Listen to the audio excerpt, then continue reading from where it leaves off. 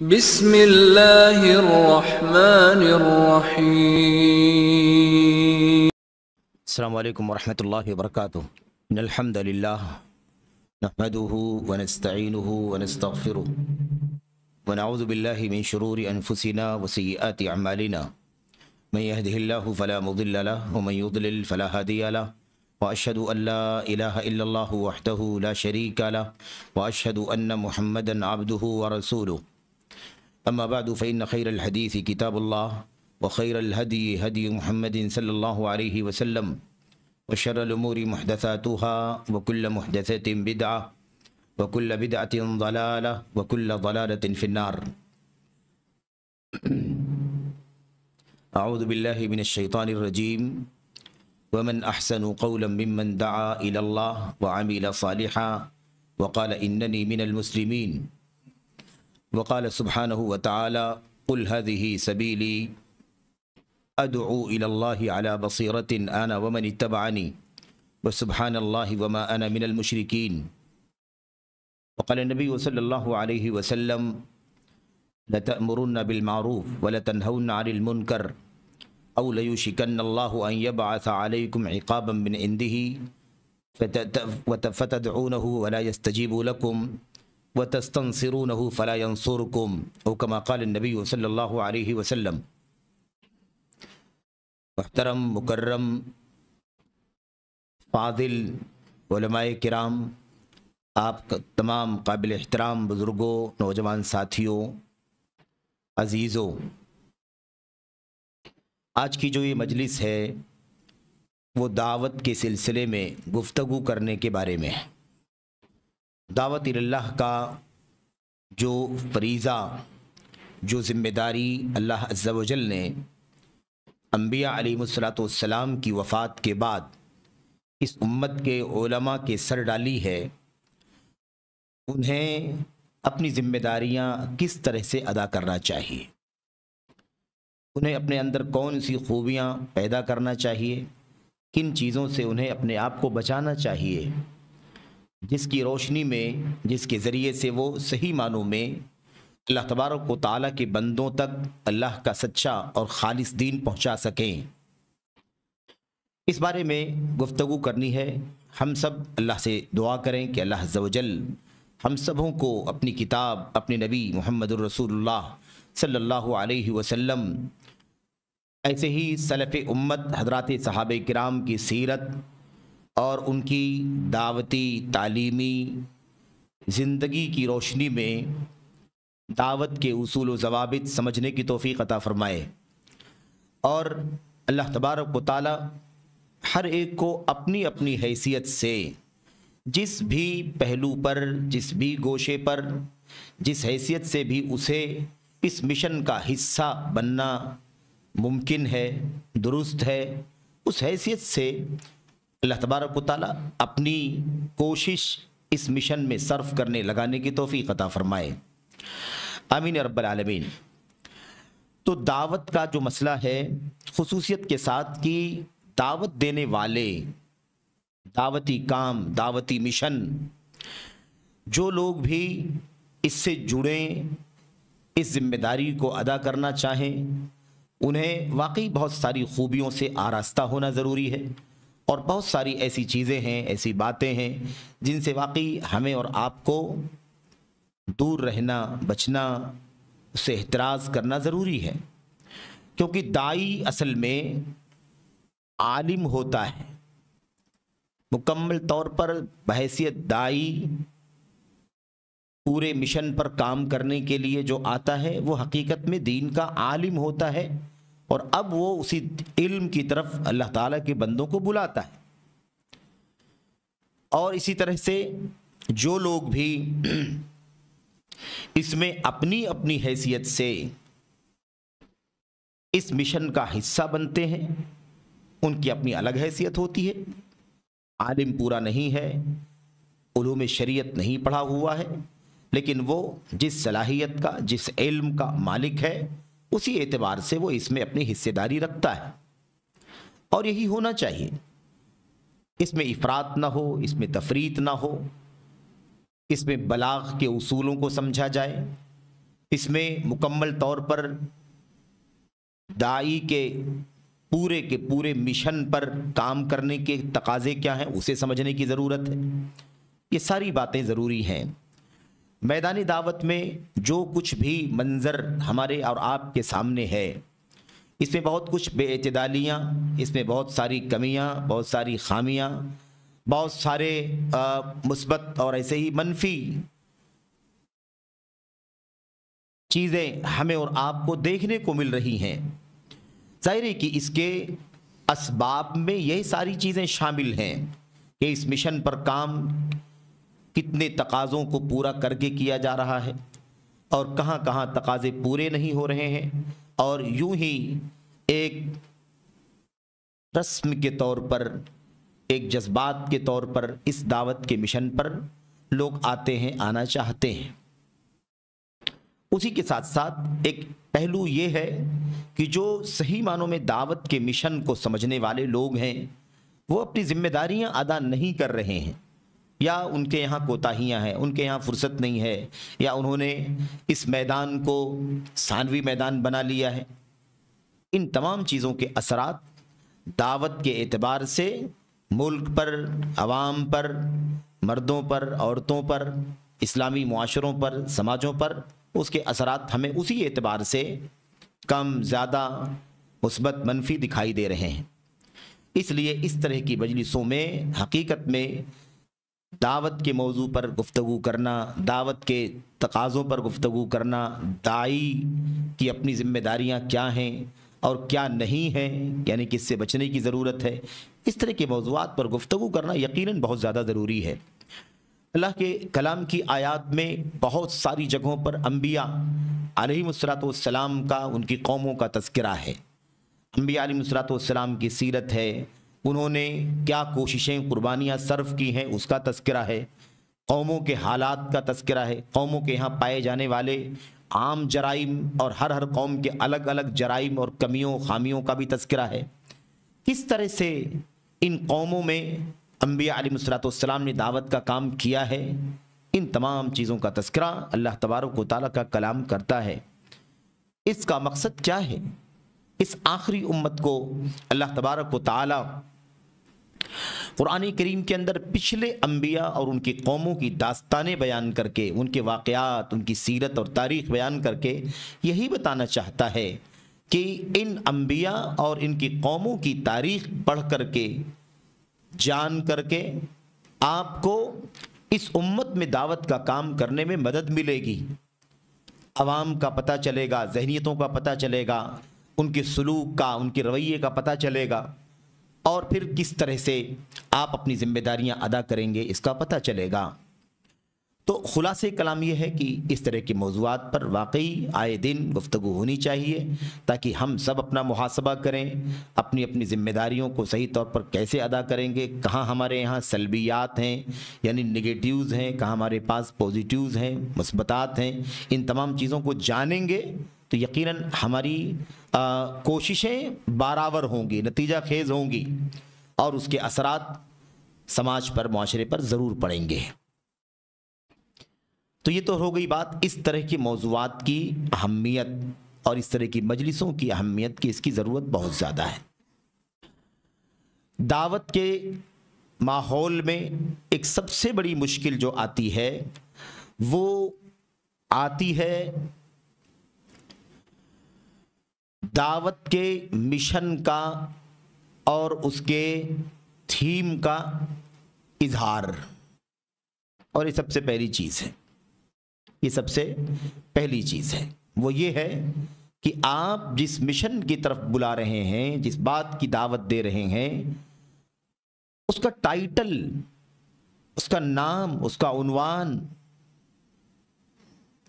کیا آپ اسے چھپا کر کے دعوت دیں گے یا نام اور ٹائٹل کے ساتھ دعوت دیں گے؟ یہ ایک اپنے آپ میں بہت بڑا مسئلہ ہے. اس پر کافی گفتگو ہوتی ہے، لوگوں کی اپنی اپنی رائے ہیں، لوگوں کے اپنے اپنے نظریات ہیں، لوگوں کی اپنی اپنی سوچ ہے، اور یہ بعض لوگوں کے پاس کچھ تجربات بھی ہیں جس کے نتیجے میں اس طرح کی باتیں آتی ہیں. ایک طبقہ ہمارے بھائیوں کا یہ کہتا ہے کہ ہم اہل الحدیث ہیں، سلفی ہیں، ہمیں دعوت دینا ہے قرآن کریم کی، اللہ کے نبی علیہ السلام کی سنت کی، اللہ کے نبی علیہ السلام کے صحابہ سلف امت کے مشن کی، ان کے فہم کی، تو ہم قرآن کی طرف بلائیں، اللہ کے نبی علیہ السلام کی حدیثوں کی طرف بلائیں، صحابہ کرام کے اقوال کی طرف بلائیں، لیکن اس تمام چیز کا ہم نام نہ دیں کہ ہم اہل حدیث منہج کی طرف بلا رہے ہیں، سلفیت کی دعوت دے رہے ہیں، اہل حدیثیت کی دعوت دے رہے ہیں۔ یا آپ کس بات کی دعوت دیتے ہیں؟ اگر کوئی کہے تو آپ کہیں بھائی ہم لوگ قرآن کی، سنت کی، صحابہ کرام کے منہج کی دعوت دیتے ہیں۔ ہم یہ نہ کہیں کہ ہم منہج اہل حدیث، عقیدہ اہل حدیث، منہج اہل حدیث، اصول اہل حدیث کی دعوت دیتے ہیں، منہج سلف کی، عقیدہ سلف کی دعوت دیتے ہیں، یہ نہ کہیں، بلکہ کہیں کہ آپ قرآن کی دعوت دیتے ہیں، سنت کی دعوت دیتے ہیں، حدیث صحابہ کرام کی سلف کی سیرت کی دعوت دیتے ہیں، آپ یہ کہیں بس۔ یہ مسئلہ اپنے آپ میں ایک اہم مسئلہ ہے۔ اس بارے میں پہلے ہم یہ گفتگو کریں گے، عمومی گفتگو کریں گے کہ کیا دعوت کا کام کرنے میں نام لیا جانا چاہیے، ٹائٹل کے ساتھ کام کرنا چاہیے یا بغیر ٹائٹل کے کام کرنا چاہیے، ایک عام بات۔ پھر وہ بات الگ ہوگی کہ کہیں کے حالات نازک ہیں، کہیں کوئی بہت بڑی دشواری ہے کہ یہاں نام لینے میں کچھ اس کا نقصان ہو سکتا ہے، یہ سب مستثنیات الگ چیزیں ہیں، یعنی اس طرح کی جو باتیں کہیں کہیں کی ہیں وہ ایک الگ مسئلہ ہے کہ اس وقت آپ کیا کریں گے۔ لیکن ایک عام بات ہو رہی ہے، تو عام بات یہ ہے کہ اللہ تبارک و تعالیٰ قرآن کریم میں ارشاد فرماتا ہے، اللہ کے نبی علیہ السلام کو حکم دیتا ہے، قل هذه سبیلی ادعو الی اللہ علی بصیرۃ انا ومن اتبعنی وسبحان اللہ وما انا من المشرکین۔ یہ آیت کریمہ ہمیں جو پیغام دے رہی ہے اس میں بہت واضح ہے کہ آپ اپنی دعوت کا نام، ٹائٹل، عنوان کلیئر رکھیں گے، گمنام دعوت نہیں دیں گے، مجہول دعوت نہیں دیں گے، ان نون دعوت نہیں دیں گے۔ اس کے پیچھے اسباب کیا ہیں؟ کیوں اصل یہی ہے کہ نام کے ساتھ دعوت دی جائے؟ کیوں؟ ایک وجہ تو یہ ہے کہ ہمارے پاس دلیل ہے، قرآن کریم کی آیت کریمہ۔ دوسری چیز یہ ہے کہ قرآن، سنت، صحابہ کرام کی زندگی، اس سے اسلام سے نسبت رکھنے والے فرقوں میں سے کس فرقے کو اختلاف ہے؟ کسی کو اختلاف نہیں۔ کوئی فرقہ آپ کو ایسا نہیں ملے گا جو کہے کہ نہیں میں قرآن کی دعوت نہیں دیتا ہوں، یا کوئی یہ نہیں کہے گا کہ میں سنت کی دعوت نہیں دیتا ہوں، کوئی یہ نہیں کہے گا کہ میں صحابہ کی دعوت نہیں دیتا ہوں۔ سمجھ رہے ہیں نا؟ سارے اسلامی فرقے یہی بات کہتے ہیں، قرآن کی طرف، نبی کی سنت کی طرف، صحابہ کرام کی سیرت کی طرف ہم دعوت دے رہے ہیں۔ انبیاء علیہ السلام کا مشن ہے دعوت دینا۔ کس کا مشن ہے؟ انبیاء کا مشن۔ سب لوگ کہتے ہیں یہ بات۔ تو اگر وہی کام ہم بھی کریں گے تو آپ کی خالص قرآن و سنت اور سلفیت کی دعوت دنیا میں کیسے پھیلے گی؟ پھر عوام فرق کیسے کریں گے کہ آپ کی دعوت اور ان کی دعوت میں کیا ڈفرنس ہے؟ آپ کس بات کی طرف دعوت دیتے ہیں؟ ہم کہتے ہیں قرآن کی طرف، سنت کی طرف، صحابہ کرام کی زندگی کی طرف دعوت دیتے ہیں، تو جناب یہی بات، اسی بات کی دعوت تو وہ بھی دیتے ہیں، اسی چیز کی دعوت تو وہ بھی دیتے ہیں، فلاں فلاں فلاں فلاں فلاں بھی اس بات کی دعوت دیتے ہیں۔ تو پھر آپ کی دعوت میں کیا خاص ہے کہ ہم ان کی طرف نہ جائیں، آپ کی طرف آئیں؟ کیسے فرق کریں گے؟ پھر آپ کوئی توجیہ نہیں کر سکتے۔ لیکن نام، یہ نام کو عربی زبان میں اسم کہتے ہیں، علم کہتے ہیں۔ علم کے معنی بھی نشان کے ہوتے ہیں اور اسم کے معنی بھی نشان کے ہوتے ہیں۔ یہ نام کا مطلب کیا ہے؟ نام کا مطلب یہ ہے کہ آپ نے جب نام رکھا تو اس نام سے آپ کی حقیقت پر نشانی لگ گئی کہ آپ کی حقیقت کیا ہے، آپ کی حقیقت کیا ہے، آپ صحیح معنوں میں قرآن کی، سنت کی، اور قرآن و سنت کو صحابہ کرام کیسے سمجھا کرتے تھے، عقیدے سے لے کر عبادات، معاملات، اخلاق اور تمام تر چیزوں میں آپ اس کی دعوت دیتے ہیں۔ دوسری چیز یہ ہے کہ جتنی بھی تنظیمیں ہیں، جتنے بھی فرقے ہیں اسلام سے نسبت رکھنے والے، ان تمام کے نام اور ان تمام کی نسبتیں امت کے کسی طبقے سے، امت کے کسی فرد سے، امت کے کسی بیچ کے دور سے جڑی ہوئی ہیں۔ آپ کا جو نام ہے، آپ کا جو عنوان ہے، آپ کی جو دعوت ہے، وہ کسی امت کی شخصیت یا امت کے کسی دور یا طبقے سے نہیں جڑا ہوا ہے۔ آپ کا جو نام ہے، آپ کی دعوت کا جو کام ہے، آپ کی دعوت کا جو مشن ہے، جو نام ہے، اس کا ٹائٹل ہے، اس کا تعلق کس سے ہے؟ اللہ کے نبی صلی اللہ علیہ وسلم اور صحابہ کرام ہی سے۔ ہمیں بیچ میں ہم کسی کو آئیڈیل مانتے ہی نہیں ہیں کہ ہم کوئی بھی بات اس کے خلاف نہ جائیں۔ اس لیے بہت فرق ہے ان کے کہنے میں ہم قرآن و سنت کی دعوت دیتے ہیں، آپ کے کہنے میں کہ ہم قرآن و سنت کی دعوت دیتے ہیں۔ پھر دوسری چیز یہ ہے کہ بقیہ جو لوگ قرآن و سنت کا نام لیتے ہیں وہ اپنا نام بھی لیتے ہیں، اور ہم قرآن و سنت کا نام لیں اور اپنا نام نہ بتائیں، تو آپ کی دعوت کا، آپ کے مشن کا امت کے عوام خواص کے بیچ میں تعارف کیسے ہوگا؟ کھو جائیں گے، ہم غائب ہو جائیں گے، ہماری دعوت کا کوئی وجود باقی نہیں بچے گا۔ لوگ اپنے ناموں سے پہچانے جاتے ہیں۔ ناموں کو ختم کر کے دعوت کا کام کرنا دراصل دعوت کو اڑا دینا ہے، دعوت کو کھو دینا ہے۔ قرآن کریم میں اللہ تبارک و تعالیٰ فرماتا ہے قُلْ هَذِهِ سَبِيلِي، اے اللہ کے نبی علیہ السلام آپ کہیے یہ میرا راستہ ہے، یہ میرا راستہ ہے۔ دوسری آیت میں اللہ نے فرمایا وَأَنَّ هَذَا صِرَاطِي مُسْتَقِيمًا، یہ میرا راستہ ہے جو بالکل سیدھا ہے۔ اللہ فرماتا ہے آپ یہ اعلان کیجئے، قُلْ هَذِهِ سَبِيلِي، آپ یہ اعلان کیجئے کہ یہ میرا راستہ ہے۔ تو آپ کا راستہ کیا ہے؟ آپ کا راستہ کیا ہے؟ آپ کا بھی راستہ کلیئر ہونا چاہیے۔ آیت کریمہ میں صاف ہے کہ آپ یہ اعلان کیجئے کہ آپ کس بات کی دعوت دیتے ہیں۔ اس وقت جب یہ آیت کریمہ اتری تھی تو اس وقت تو کوئی ایسا فرقے کا مسئلہ نہیں تھا۔ اللہ تبارک و تعالیٰ نے قرآن کریم اتارا نبی کریم صلی اللہ علیہ وسلم کے سینے پر، اور قرآن و سنت یہ اللہ تبارک و تعالیٰ کے دین کا دستور تھا۔ اللہ کے نبی علیہ السلام دعوت دیتے رہے، پھیلاتے رہے۔ اس وقت راستہ، یہ میرا راستہ ہے، یہ میرا راستہ ہے، اس کا کیا مطلب تھا؟ اس کا مطلب تھا کہ میرا راستہ یہودیت کا نہیں ہے، میرا راستہ عیسائیت کا نہیں ہے، میرا راستہ مجوسیت کا نہیں ہے، میرا راستہ الحاد کا نہیں ہے، میرا راستہ زندیقیت کا نہیں ہے۔ میرا راستہ یہ ہے کہ میں ایک اللہ کی عبادت کی دعوت دیتا ہوں۔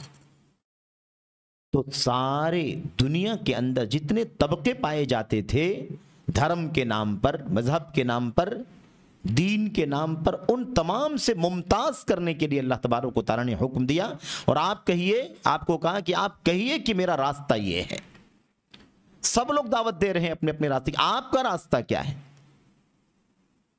اللہ کے نبی صلی اللہ علیہ وسلم نے فرمایا، یہ نہیں کہا میں اللہ کی کتاب کی طرف بلاتا ہوں اور اللہ نے جو مجھ پر وحی اتاری اس کی طرف بلاتا ہوں، بلکہ آپ نے فرمایا یہ میرا راستہ ہے۔ یعنی دنیا کے لوگ جو ہے کوئی یہودیت کی، کوئی عیسائیت کی دعوت دے رہا ہے، اور ہماری دعوت کس کی ہے؟ ہماری دعوت اللہ تبارک و تعالیٰ کی خالص توحید کی طرف دعوت، جس میں شرک کی ملاوٹ نہیں ہے، اس کی دعوت ہے۔ اور اخیر میں اللہ تبارک و تعالیٰ نے چونکہ مجھے نبی بنا کر کے بھیجا ہے تو میری نبوت اور رسالت عام ہے پوری انسانیت کے لیے، میں اس کی طرف دعوت دیتا ہوں۔ تو یہ ہذہ سبیلی کا لفظ بتلا رہا ہے کہ آپ کی دعوت کا نام، ٹائٹل کلیئر ہونا چاہیے۔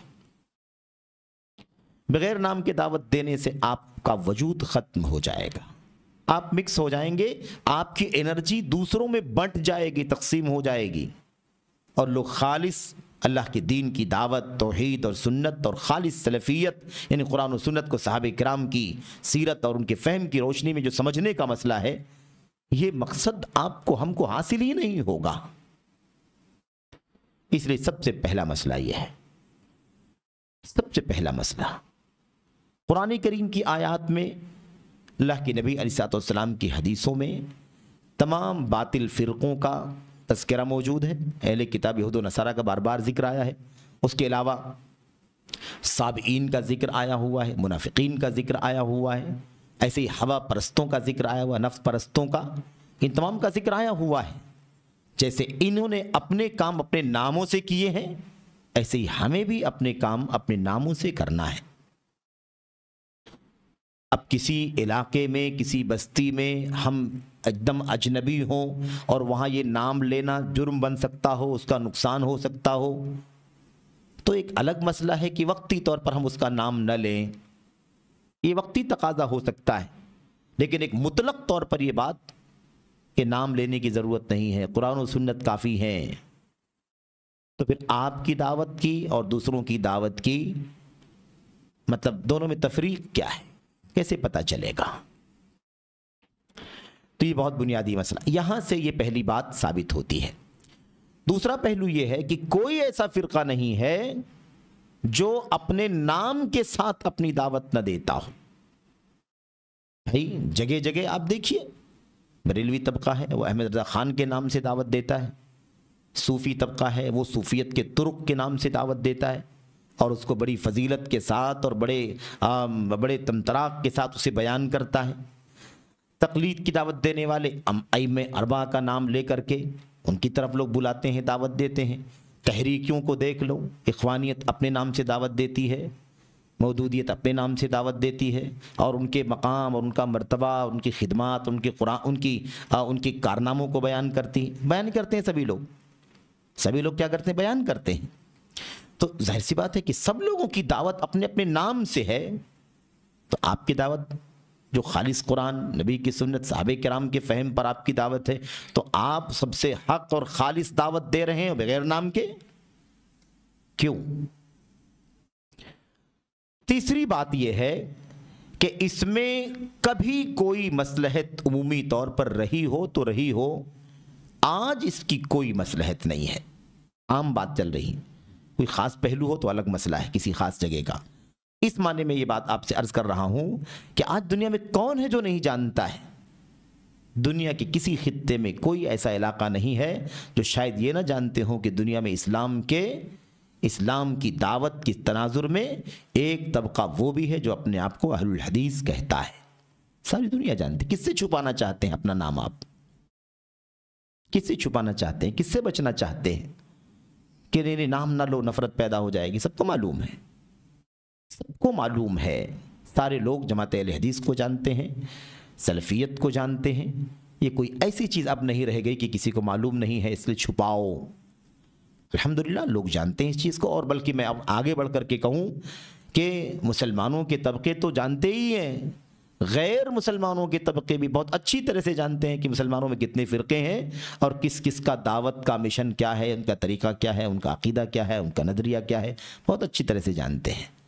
آپ کیا مانتے ہیں، کیا نہیں مانتے ہیں، فلاں فرقہ کیا مانتا ہے، کیا نہیں مانتا، تیسرا فرقہ کیا مانتا ہے، کیا نہیں مانتا ہے، یہ مسلمان ہی نہیں غیر مسلم بھی جانتے ہیں۔ اس لیے اب یہ چھپانا نام، یہ کوئی مصلحت باقی نہیں بچی ہے۔ تو یہ ایک خاص مسئلہ ہے کہ ہمیں یہ نہیں کرنا چاہیے دعوت میں۔ ہم چوری نہیں کر رہے ہیں، ہم جھوٹ نہیں بول رہے ہیں، ہم بے سرپیر کی بات نہیں کر رہے ہیں۔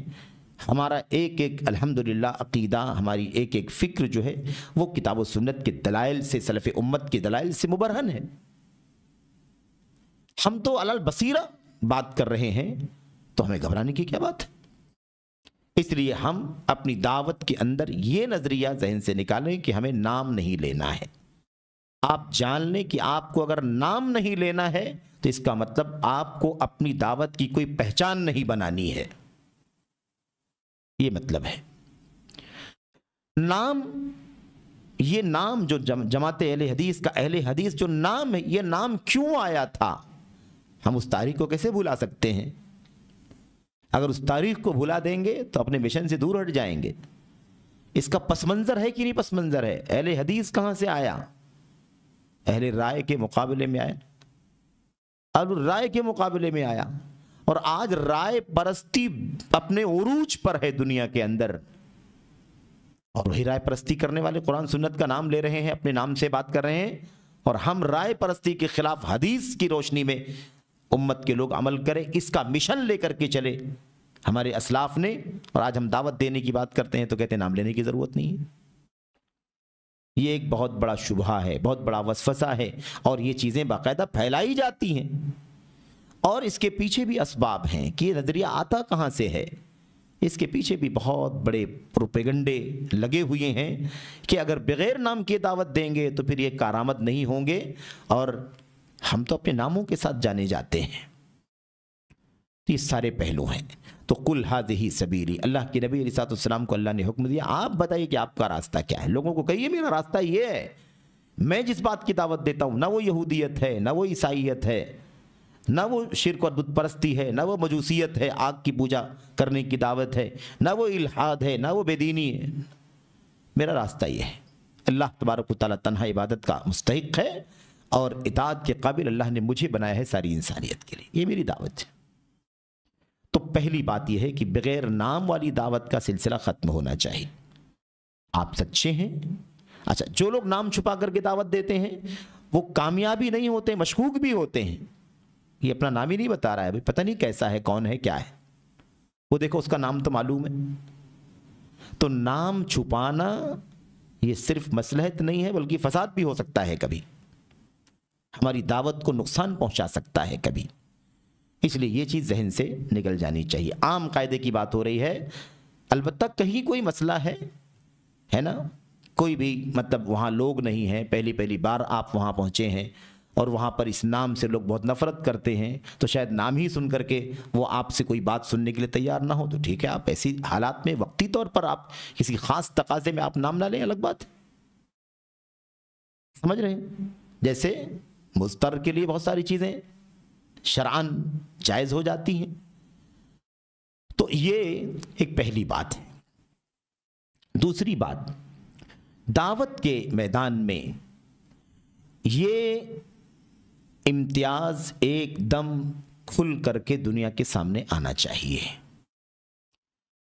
خصوصیت کے ساتھ، یعنی آپ کی اہل حدیثیت کی دعوت، سلفیت کی جو دعوت ہے، اس دعوت کا امتیاز کیا ہے جو دوسرے فرقوں کے اندر نہیں ہے، آپ اپنے امتیاز کے ساتھ دعوت دیں، گھل مل نہ جائیں کہ فرق ہی نہیں ہے کہ آپ کی دعوت کیا ہے، ان کی دعوت کیا ہے۔ آخر دعوتوں میں فرق ہے کہ نہیں فرق ہے، مشن میں فرق ہے، اگر فرق نہیں ہے تو کوئی جھگڑا ہی نہیں ہوتا، پھر تو بہت سارے مسئلے ہیں نا۔ ان تمام چیزوں کا امتیاز دعوت میں خصوصیت کے ساتھ بیان کیا جانا چاہیے۔ اللہ کے نبی علیہ الصلوۃ والسلام اور صحابہ کرام کی سیرت پڑھنے سے معلوم پڑتا ہے کہ جو کچھ بھی امتیاز تھا دین اسلام کی دعوت کا، اسے کھول کھول کر کے بیان کیا گیا ہے، دم کھل کر کے، الا یہ کہ کہیں کوئی ایسی نازک صورتحال ہو تو الگ مسئلہ ہے، لیکن عام بات کیا ہے، امتیاز واضح ہو جانا چاہیے۔ ابھی تک نام کی بات ہو رہی تھی، اب جو فرق ہیں، امتیازات ہیں، ان دعوتوں میں یہ مائنس چیزیں ہیں، ہماری دعوت میں یہ خوبیاں موجود ہیں، یہ بھی واضح ہونا چاہیے۔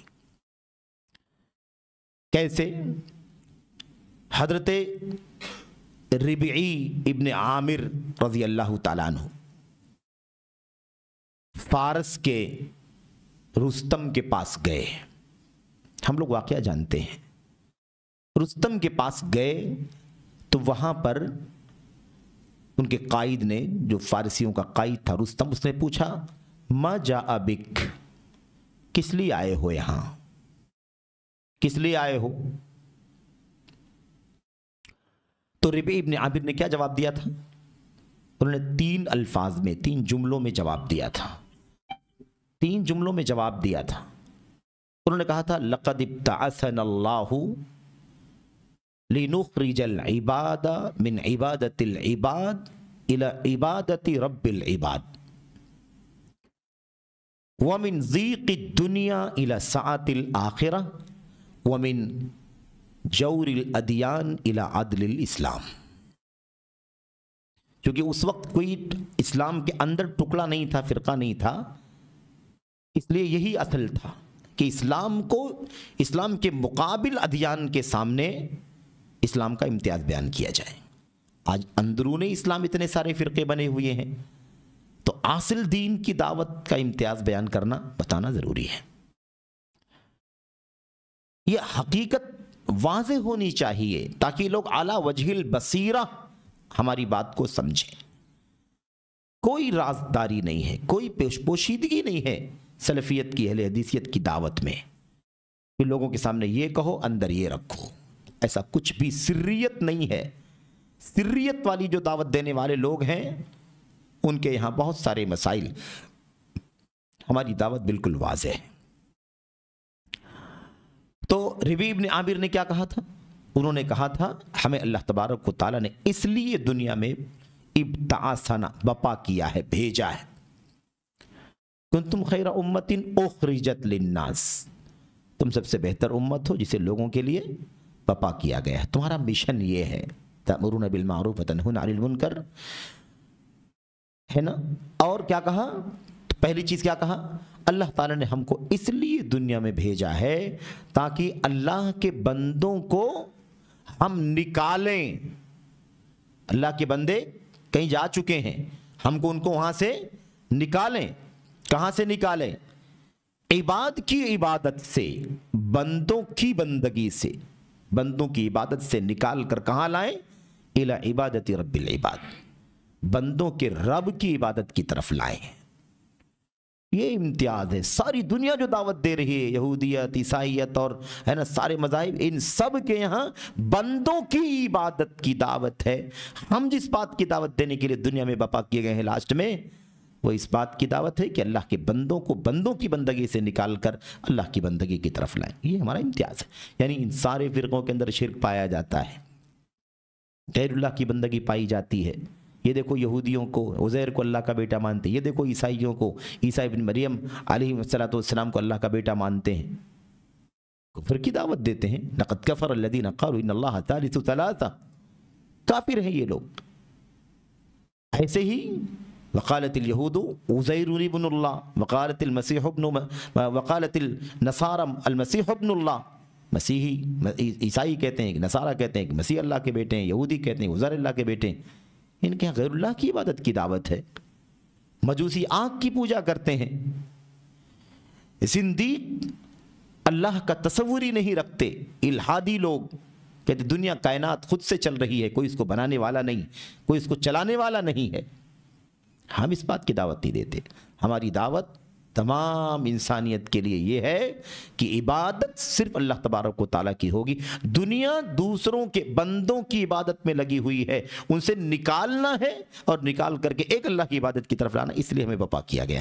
یہ فرق ہے ہماری دعوت میں اور دنیا کے سارے مذاہب کی دعوت میں.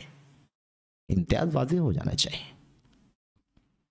ہم جب کہیں کہ ہماری دعوت اہل حدیثیت کی ہے تو واضح ہو کہ اہل حدیثیت کی دعوت ہے.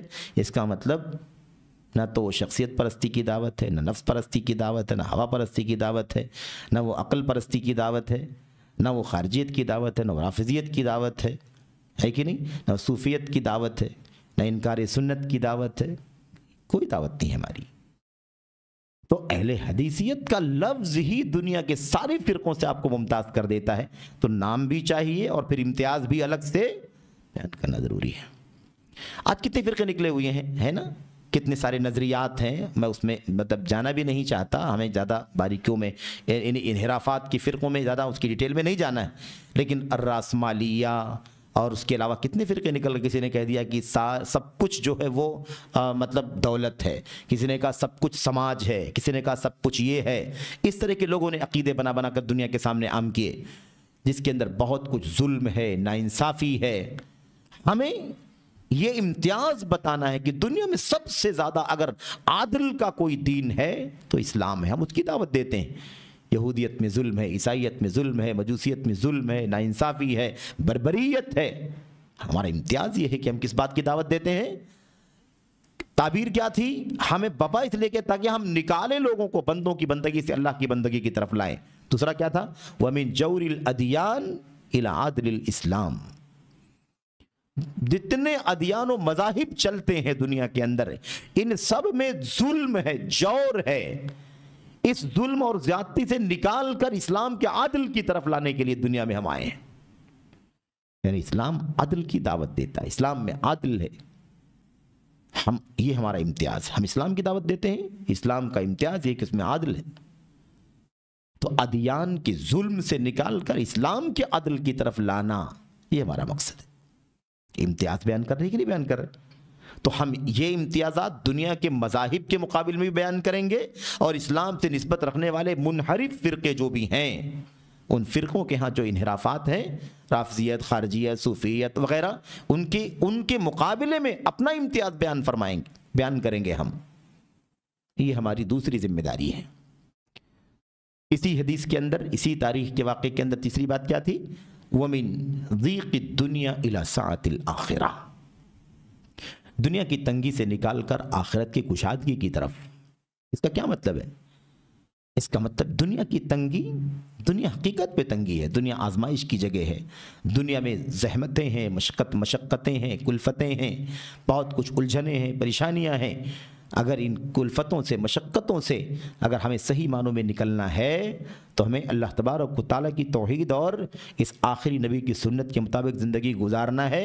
اس کے ساتھ زندگی گزاریں گے، دنیا کتنی بھی تنگ بھی ہوگی، لگے گی، تو بھی اس ایمان اور عقیدے کی برکتوں سے اللہ تعالیٰ آخرت کی کشادگی عطا فرمائے گا۔ یہ ہمارا امتیاز ہے، ہماری دعوت کا۔ تو یہ امتیاز ہمیں بیان کرنا ہے، نمایاں کرنا ہے۔ آخر سلفیت کی، اہل حدیثیت کی دعوت کیا ہے، کیسے ہے؟ اس مشن کی، جس مشن پر ہم ہیں، اس مشن کی نمائندہ تنظیم، اس مشن کو نمائندہ طور پر انجام دینے والی جو جماعت ہے، اسی کو جماعت اہل حدیث کہتے ہیں، اسی کو جمعیت اہل حدیث بحیثیت تنظیم کے اس کا نام ہے، اور ایسے ہی اس کو سلفی بھی کہتے ہیں، اسے اہل الاثر بھی کہتے ہیں، ہے کہ نہیں؟ بہت سارے ناموں سے اسے جانا جاتا ہے۔ اسی کو جماعت بھی کہتے ہیں، اسی کو اہل السنت بھی کہتے ہیں، اسی کو اہل السنت والجماعت بھی کہتے ہیں۔ یہ سارے اس کے صفاتی نام ہیں، یہ سارے اس کے صفاتی نام ہیں۔ تو ہمیں ان خصوصیات کو بیان کرنا، اپنے امتیازات کو بیان کرنا ہے، یہ دوسرا خاص مسئلہ ہے۔ اور یہ جو مسئلہ ہے امتیاز بیان کرنے والا، آج تو صورتحال یہ ہے کہ آدمی کوئی چھوٹا سا بھی کام کرتا ہے نا، ایک ٹرسٹ بناتا ہے، ایک سوسائٹی بناتا ہے، تنظیم بناتا ہے، دین کی، دنیا کی، کاروبار کی، تو وہ اپنے اندر لکھتا ہے کہ ہمارا مقصد کیا کیا ہے، ہمارے ایمز کیا کیا ہیں، ہمارے اہداف کیا کیا ہیں۔ تو ہمارا ہدف واضح رہنا چاہیے، ہمارے مقاصد واضح رہنا چاہیے۔ ہمارے مقاصد میں ہرگز یہ نہیں ہے کہ کسی شخصیت کی طرف، کسی ملک اور قوم کی طرف، کسی فکر اور کسی نظریے کی طرف، یہ ہماری سوچ نہیں ہے۔ ہم امت کو بالکل اصل دین سے، جو دین اسلام کا سرچشمہ ہے، اسی سے جوڑنا چاہتے ہیں، جس پر امت کے لوگ تھے۔ کوئی انتشار نہیں، کوئی اختلاف نہیں، کوئی فرقہ واریت نہیں، کوئی الجھن نہیں تھی، اسی اصل دین کی طرف ہم بلا رہے ہیں۔ یہ امتیاز اللہ کے نبی علیہ الصلوۃ والسلام کی اس حدیث کے اندر بیان کیا گیا ہے، جس میں اللہ کے نبی فرماتے ہیں لا تزال طائفة من امتی ظاہرین علی الحق لا يضرهم من خذلهم، دوسری روایت میں وخالفهم، تیسری روایت میں وناواهم۔ اس طرح سے اللہ کے نبی نے فرمایا حتی یأتی امر اللہ وهم كذلك یا وهم ظاہرون، ایک طبقہ ہمیشہ حق پر جمع رہے گا، لا تزال، کبھی ختم نہیں ہوگا، ہمیشہ رہے گا۔ وہ آزمائشیں، تکلیفیں، پریشانیاں، اتھل پتھل، یہ سب آئے گا اس کے اوپر، لیکن وہ ختم ہو جائے، ناپید ہو جائے، ایسا نہیں ہوگا۔ چاہے وہ ایک فرد ہو، ضرور اس حق پر قائم رہے گا، ظاہرین علی الحق، حق پر غالب رہے گا۔ اسے نقصان پہنچانے والے، اس کی مخالفت کرنے والے، اس کا بائیکاٹ کرنے والے، اسے اکیلا چھوڑ دینے والے، لا یضرہم، انہیں نقصان نہیں پہنچا سکیں گے۔ اس حدیث کے اندر کیا ہے؟ بشارت ہے، خوشخبری ہے، اور اس کے اندر ہمت ہے، ولولہ ہے۔ اس عزم کے ساتھ ہمیں اس اپنے مشن پر دعوت کا کام کرنا ہے۔ تو ساری مخالفتیں، اس میں یہ بھی اشارہ ہے کہ ہماری مخالفت ہوگی، ہمیں لوگ بائیکاٹ کریں گے، ہمارے خلاف لوگوں کے ذہنوں میں نفرت پیدا کریں گے۔ اس میں اس بات کی طرف بھی اشارہ ہے کہ سب کچھ کریں گے لیکن کامیاب نہیں ہوں گے، فائنلی کامیاب نہیں ہوں گے۔ کامیاب یہی طبقہ ہوگا، اور یہ اخیر تک تا قیامت۔ تو اللہ کے نبی علیہ السلام کی اس حدیث کا یہ خلاصہ ہے۔ دوسری بات یہ تھی، تیسری بات یہ تھی، چوتھی بات یہ ہے کہ اس دعوت میں چونکہ کسی شخصیت، کسی قوم، ملت، کسی ہے نا قومیت یا فکر یا رائے کا کوئی دخل نہیں ہے، یہ اصل دین اسلام کی ترجمان ہے، اصل دین اسلام کی ترجمان ہے۔ قرآن کریم، سنت، صحابہ کی سیرت جو اصل دین اسلام ہے اسی کی سچی ترجمانی ہے۔ اس لیے ہم آپ دنیا میں کہیں بھی بسیں، دنیا میں، ملک میں نہیں، دنیا میں کہیں بھی بسیں گے تو ہمارے درمیان کہیں اختلاف نہیں ہوگا، کوئی اختلاف ہے ہی نہیں۔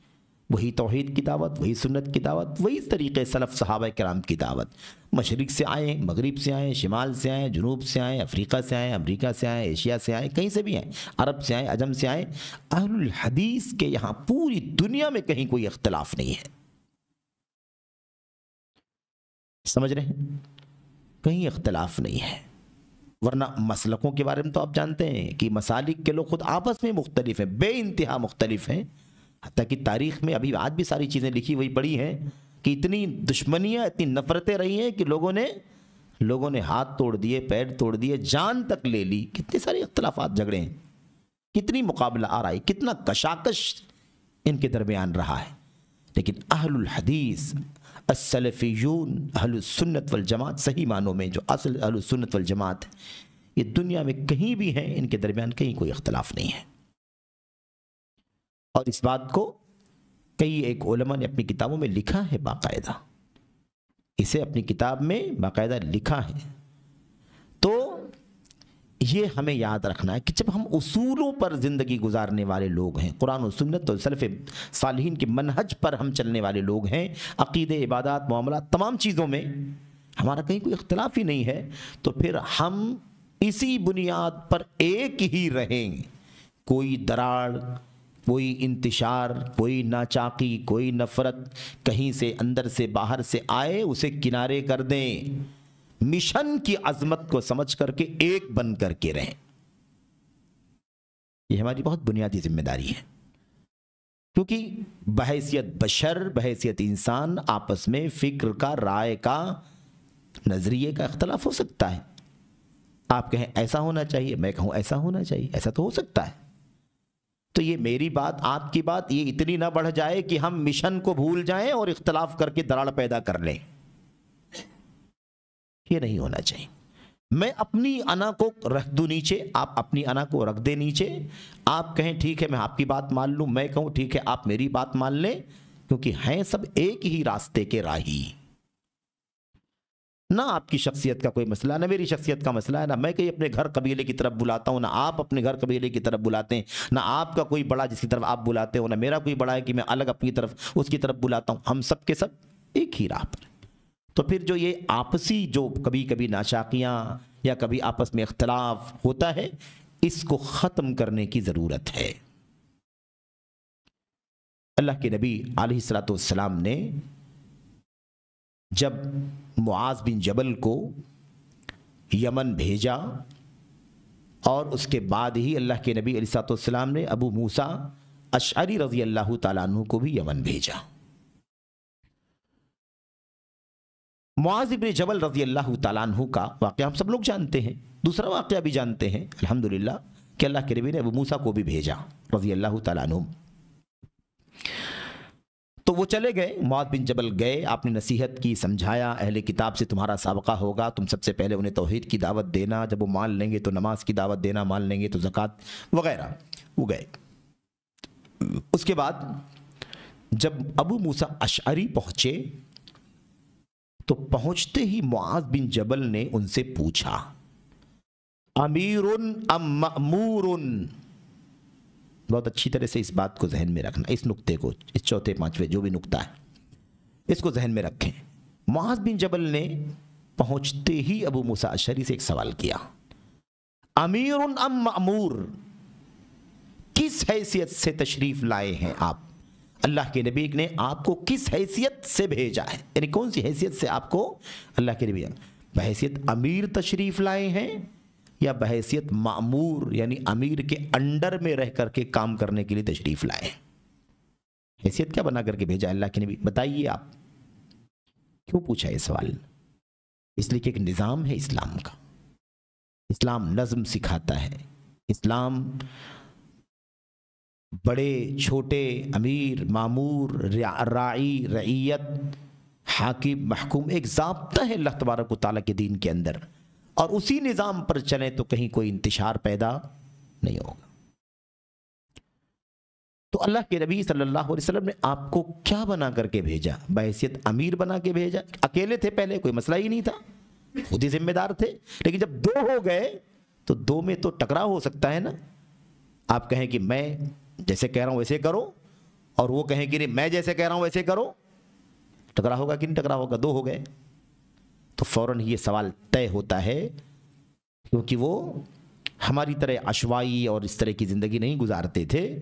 تو اللہ کے نبی صلی اللہ علیہ وسلم نے آپ کو کس حیثیت سے بھیجا؟ انہوں نے فرمایا، سوال اس لیے کیا کہ اگر آپ امیر کی حیثیت سے آئے ہیں تو آئیے اور آپ نظام بتائیے کیا کرنا ہے، ہم آپ کی ماتحتی میں کام کریں گے۔ آپ مجھے کہیے جو کرنے کے لیے میں کرنے کے لیے تیار ہوں، اور اگر بحیثیت مامور آئے ہیں، میں ہی ذمہ دار ہوں، تو جیسے میں کہوں ویسے آپ کیجیے، کوئی ٹکراؤ نہیں ہوگا نا۔ ان کی حیثیت امیر کی، ان کی حیثیت مامور کی۔ مامور مطلب جو امیر کے حکم پر چلے، امیر کا مطلب جو حکم دے، اور مامور جس کو حکم دیا جائے۔ تو انہوں نے فرمایا کہ نہیں، اللہ کے نبی صلی اللہ علیہ وسلم نے مجھے مامور بنا کر کے بھیجا ہے، آپ ہی ذمہ دار ہیں، آپ ہی ذمہ دار ہیں۔ اس سے معلوم پڑتا ہے کہ نظم و ضبط اسلام کے اندر بہت ضروری ہے، اور یہ نظم و ضبط صرف زندگی، عام زندگی گزارنے کے لیے نہیں، دعوت اور تعلیم و تربیت میں بھی نظم کی ضرورت ہے۔ اس لیے کہ نظم و ضبط سے جب کام ہوتا ہے، ہر ایک اپنی اپنی حقیقت اور حیثیت کے مطابق اپنی ذمہ داری ادا کرتا ہے، تو اختلاف نہیں، انتشار نہیں، اور کوئی بے اعتدالی نہیں، بدعنوانی نہیں، اور پھر کام بابرکت ہوتا ہے، نتیجہ خیز ہوتا ہے۔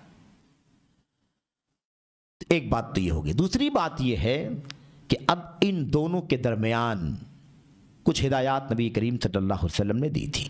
ابو موسیٰ اشعری اور معاذ بن جبل رضی اللہ تعالیٰ عنہما کو آپ نے 3 جملوں میں فرمایا تھا۔ سب سے پہلے آپ نے کہا تھا بشرا ولا تنفرا، بشرا ولا تنفرا، یسرا ولا تعسرا، وتطاوعا ولا تختلفا۔ یہ 3 جملے اور بہت قیمتی ہیں، بہت قیمتی ہیں۔ پہلے دونوں جملے مخاطب لوگوں سے متعلق ہیں، مدعو سے متعلق ہیں، جن کو بلانا ہے، جن کو دعوت دینا ہے، جن کے سامنے اپنے پیغام کو پیش کرنا ہے، ان سے متعلق ہے پہلے دونوں جملے، کہ ان کے ساتھ آپ دونوں داعیوں کا رویہ کیا ہوگا، عوام کے ساتھ، پبلک کے ساتھ، جمہور کے ساتھ، قوم کے ساتھ۔ اور اخیر والا جو جملہ ہے وہ ان دونوں داعیوں سے متعلق ہے۔ پہلے دونوں جملوں میں کیا فرمایا اللہ کے نبی نے؟ آپ نے فرمایا بشرا ولا تنفرا، بشارتیں سنانا، نفرت مت دلانا، خوشخبریاں دینا، متنفر کرنے کا کام مت کرنا۔ یعنی ایسا نہ ہو کہ صرف نفرت ہی دلاتے رہو، نفرت ہی دلاتے رہو، بشارتیں دو، نفرت مت دلاؤ، تاکہ لوگ دین سے قریب آئیں، توحید سے قریب آئیں، اسلام کو گلے لگائیں۔ نفرتیں مت دلاؤ، متنفر کرنے کی وجہ سے لوگ دور بھاگیں گے آپ سے۔ اور دوسرا یسرا ولا تعسرا، آسانیاں پیدا کرو، مشکل پیدا نہ کرو، سختی مت کرو، مشقت میں نہ ڈالو، تو یسر پیدا کرو، یسر آسانی پیدا کرو، عسر پیدا نہ کرو۔ ظاہر ہے کہ یہ سب ساری جو نصیحتیں ہیں یہ اسلام کے دائرے کے ساتھ مشروط ہیں۔ ایسا نہیں کہ آسانی کے نام پر ہم جو آسانی اپنے دل میں آئے کرنا شروع کر دیں گے، ٹھیک ہے کوئی بات نہیں ہے، فرائض بھی آپ ادا نہیں کریں گے چلے گا، تو یہ آسانی نہیں ہوگی، ہے نا۔ تو آسانی پیدا کرنے، مشقت میں نہ ڈالنے کا دائرہ ہے۔ جہاں تک اللہ تعالیٰ آسانی دیتا ہے، اللہ کا دین آسانی فراہم کرتا ہے، وہاں تک آسانیاں دو۔ اللہ کے دین میں آسانی ہے تو پھر آپ مشقت میں کیوں ڈالتے ہیں؟ کیوں کہتے ہیں کہ یہی کرنا پڑے گا آپ کو؟ ہے گنجائش تو کچھ گنجائش دیجیے آپ۔ تو یہ دونوں باتیں کس سے متعلق ہیں؟ رعایا سے متعلق ہیں، یعنی مخاطب سے متعلق ہے، مدعوین سے متعلق۔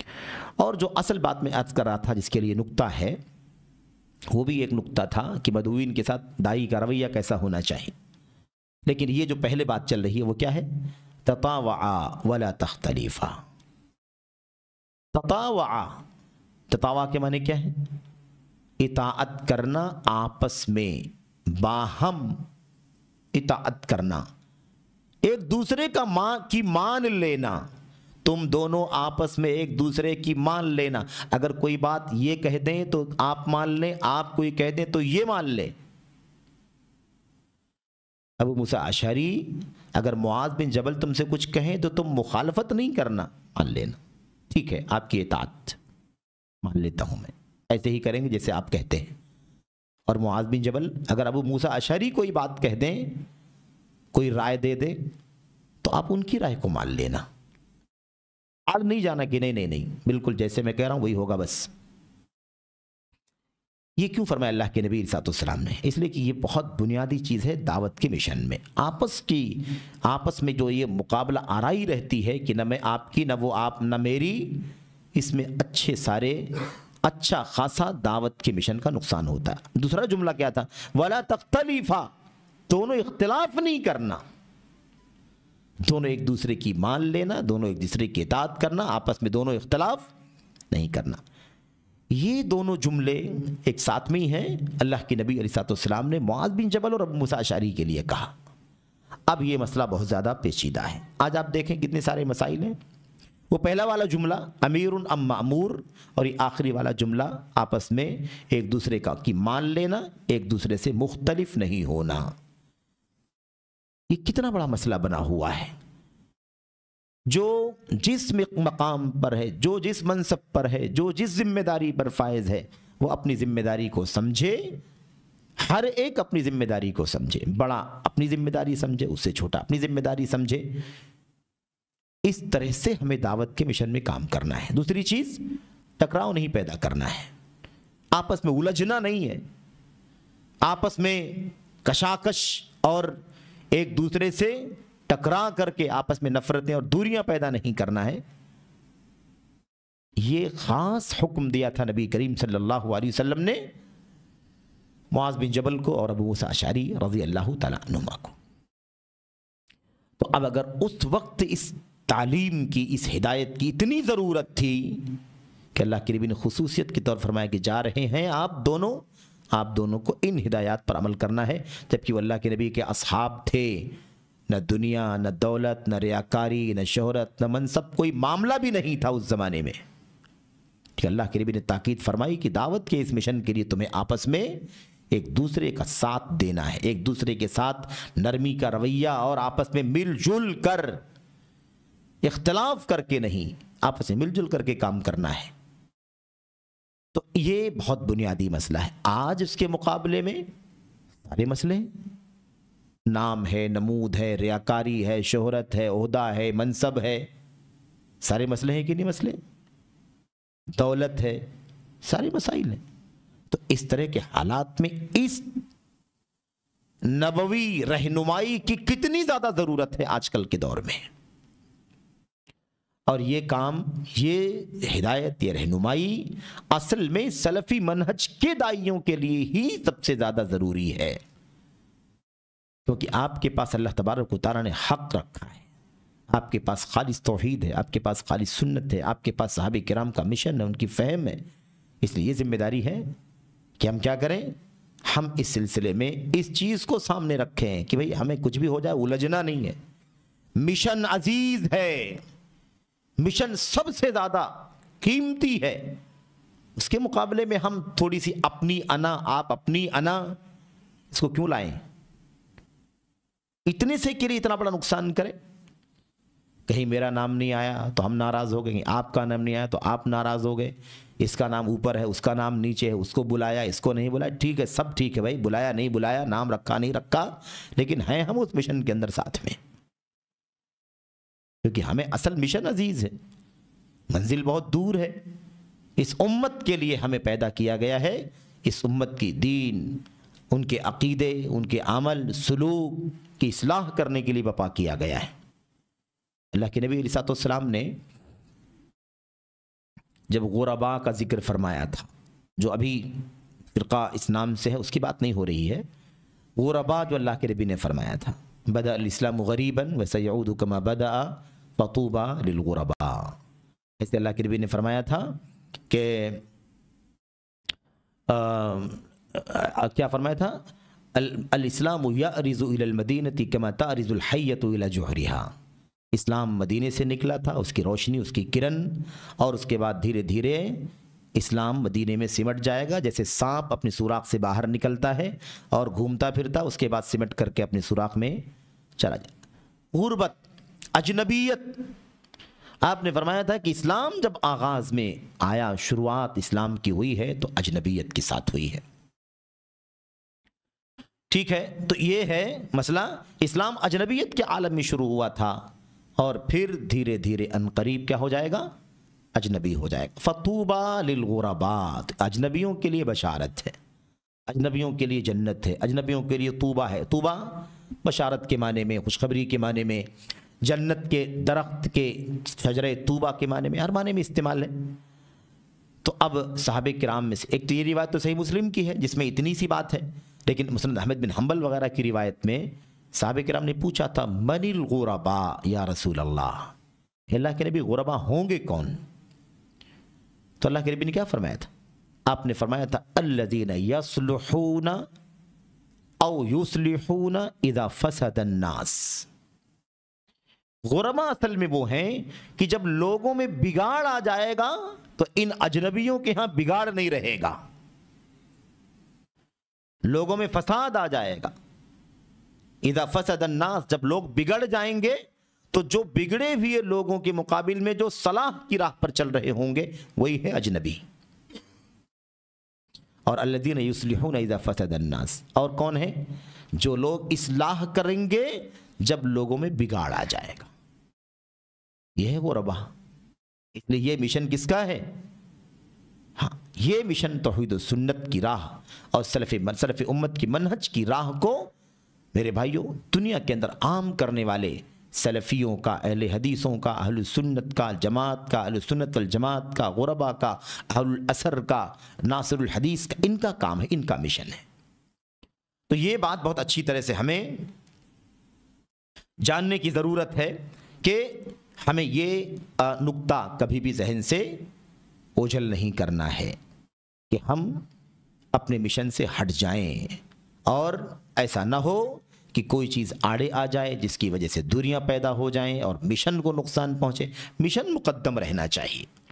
آپ کو عہدے ملے ٹھیک ہے، نہیں ملے کوئی بات نہیں ہے، جہاں رہیں گے ہم کام کریں گے، جہاں رہیں گے جو طاقت ہے، جو حیثیت ہے، جو صلاحیت ہے، اس صلاحیت کا، اس طاقت کا مظاہرہ کریں گے اس مشن کو آگے بڑھانے کے لیے۔ یہ ہماری ذمہ داری ہونی چاہیے۔ اللہ کے نبی صلی اللہ علیہ وسلم نے ایک لمبی حدیث میں فرمایا تھا ان کان فی الساقۃ کان فی الساقہ وان کان فی الحراست کان فی الحراسہ، یہ مومن کی شان ہے کہ اس کو جہاں لگا دیا جائے لگے رہتا ہے۔ بس اللہ کے دین کو کیسے طاقت ملے، اللہ تبارک و تعالیٰ کی توحید کو کیسے غلبہ حاصل ہو، اس مشن پر وہ کام کرتا ہے۔ مجھے جہاں جگہ دی گئی میں وہیں سے اپنا کام کروں گا، چوکیدار بنا دیا گیا، چوکیدار بن کر کے میں کام کروں گا۔ تو یہ ساری چیزیں مشن کو اہمیت دینے سے متعلق ہیں، اس لیے یہ معاملہ کبھی بھی ذہن سے اوجھل نہیں ہونا چاہیے۔ ایک بات اور آپ کے سامنے ذکر کریں گے اور پھر انشاءاللہ تبارک و تعالیٰ وقفہ ہوگا، وہ یہ ہے کہ داعی جو ہوتا ہے، داعی بہت ضروری ہے کہ وہ داعی نہ رہے موجودہ اصطلاح کے مطابق، بلکہ داعی نام ہے صاحب علم کا۔ دعوت آخری کام ہے بھائی، اس سے پہلے کام ہے آپ کے، ہمارے ذمے علم سب سے پہلے ہے، بولنا بھی نہیں ہے، کچھ کرنا بھی نہیں، اس سے پہلے علم ہے۔ بولنے سے پہلے اور عمل کرنے سے پہلے کیا ہے؟ علم ہے۔ تو کہاں دعوت پہلے لے کے آگے؟ داعی پہلے کیسے بن گئے؟ علم نہیں، عمل نہیں اور دعوت پہلے۔ بابن، امام بخاری نے بابن العلم قبل القول والعمل، اس بات کا بیان کہ علم عمل کرنے، بولنے اور عمل کرنے سے پہلے، زبان بعد میں کھولنا، عمل بعد میں کرنا، پہلے علم حاصل کرو۔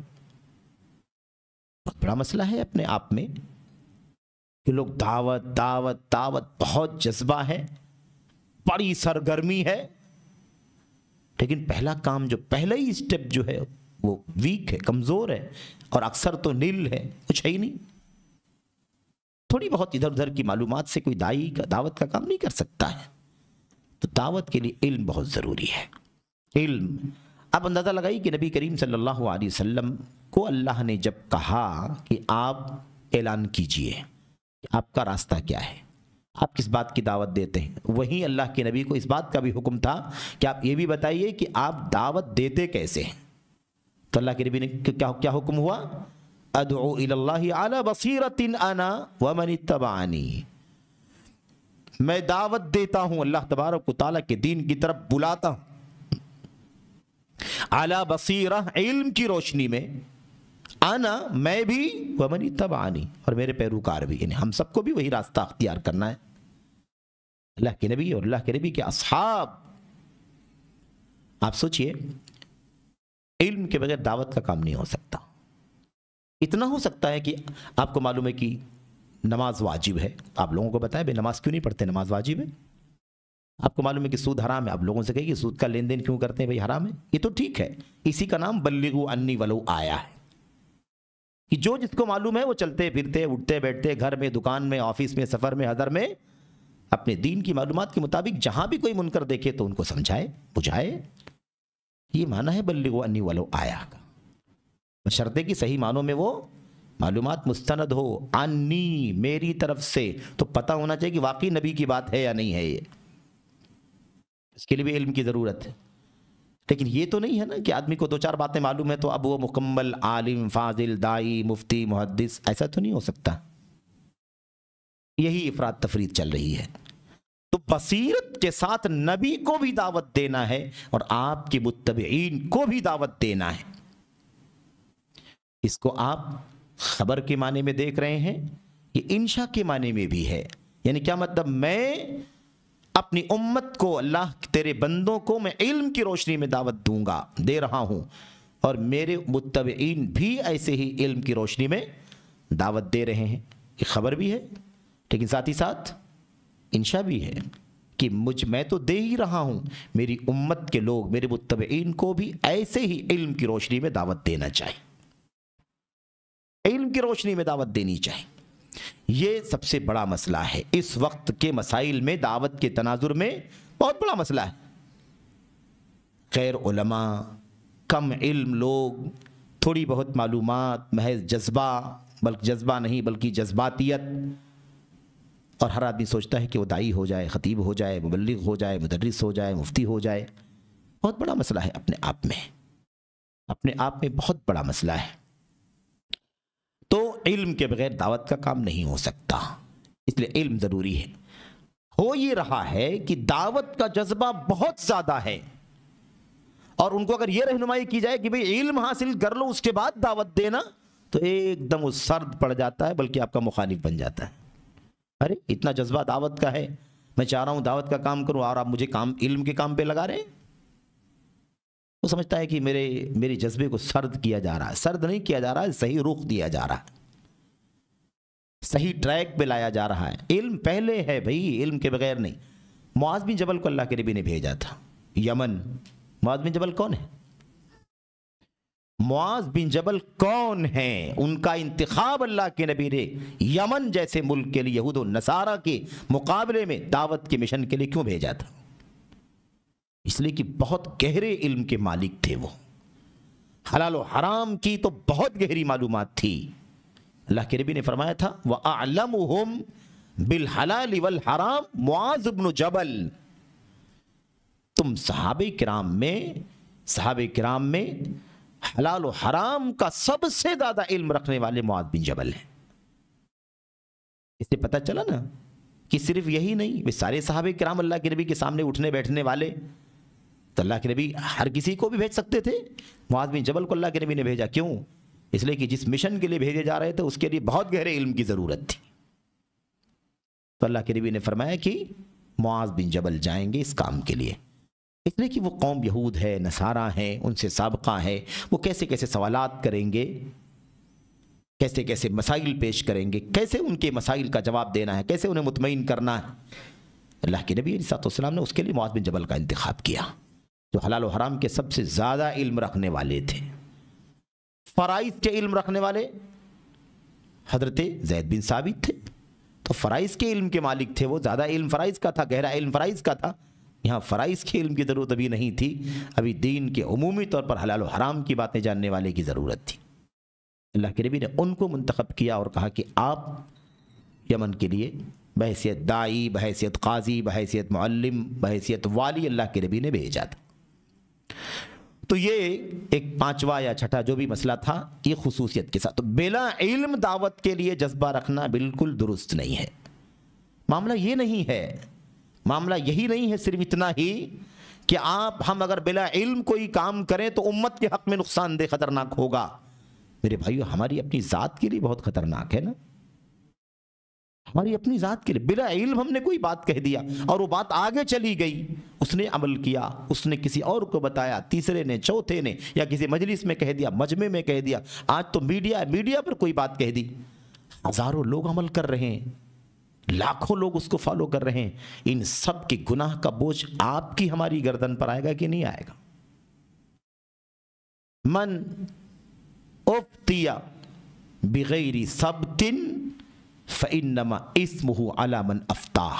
इब्न माजा की रिवायत सही सनद के साथ क्या फरमाया अल्लाह के? मन उफ्तिया बिगैरी सबतिन फ़इन्नमा इस्मुहु अला मन अफ्ताह। जिस शख्स को बिला दलील फतवा दे दिया गया और उसने उस पर अमल कर लिया, तो उसका गुनाह उसी मुफ्ती के ऊपर होगा जिसने उसे फतवा दिया है कि नहीं? कितना बड़ा मसला है, कितने लोगों का गुनाह। हम अपने गुनाहों के बोझ से अल्लाह के यहाँ नजात पालें तो बहुत बड़ी नेमत है। इसके बोझ, उसका बोझ, इसका बोझ, इतना बोझ। तो कुरान करीम के अंदर नक्शा खींचा गया है ना, किन लोगों का? अद्दालून का, मुदिल्लून का, जो गुमराह हुए और जिन्होंने गुमराह किया। हाँ उलाई अदल्लूना, अल्लाह इन लोगों ने मुझे गुमराह किया था, हमें गुमराह किया था इन लोगों ने, इनको डबल अजाब होना चाहिए। अल्लाह ने फरमाया दोनों को अजाब होगा, दोनों को डबल अजाब होगा। तुमने अपनी कोताही की, उन्होंने अपनी कोताही की। तो ये गुमराह करने वाले यानी जो मतबूईन होते हैं और जो गुमराह होते हैं ताबईन, ये ताबे, मतबू, दाल, मुदिल, काफ़ी बहस मुबाहसा, काफ़ी अपनी अपनी बातें पेश करेंगे। इन्होंने हमें गुमराह किया, इन्होंने हमें गुमराह किया। अल्लाह तबारक व तआला सबको अपने अपने किए की सज़ा क़यामत के दिन देगा। तो ये चीज़ बहुत मुश्किल है। ऐसा नहीं है कि सिर्फ उम्मत के लिए ख़तरनाक है, अपने लिए भी तो ख़तरनाक है बहुत ज़्यादा। क्यों अपने आप को वबाल में डालना? अल्लाह के नबी अलैहिस्सलाम तो बिला इल्म किसी फ़िक़ही मसले का यानी किसी अमली छोटे मसले का फतवा भी देने और जवाब देने से कतराते थे, जब तक कि अल्लाह की तरफ से वही नहीं उतर जाया करती थी।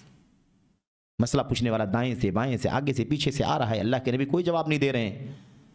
जब जिब्रील अमीन आ रहे हैं वही लेकर के और जवाब बता रहे हैं, तो अल्लाह के नबी नमाज के बाद कहते हैं ऐन साइल, पूछने वाला कहाँ गया? फला है अल्लाह के नबी बैठा हुआ है नमाज मस्जिद में, बुलाओ उसे, तुम्हारा मसला ये था। अल्लाह के नबी अलैहिस्सलाम ने फिर उसके बाद अल्लाह के नबी जवाब देते। कभी कभी आप कहते भी खब्बरनी बिही जिब्रील आनिफन, अभी अभी जिब्रील अमीन आए थे और तुम्हारे मसले का जवाब मुझे बताकर गए हैं अल्लाह की तरफ से, ये लो तुम्हारे मसले का जवाब ये है।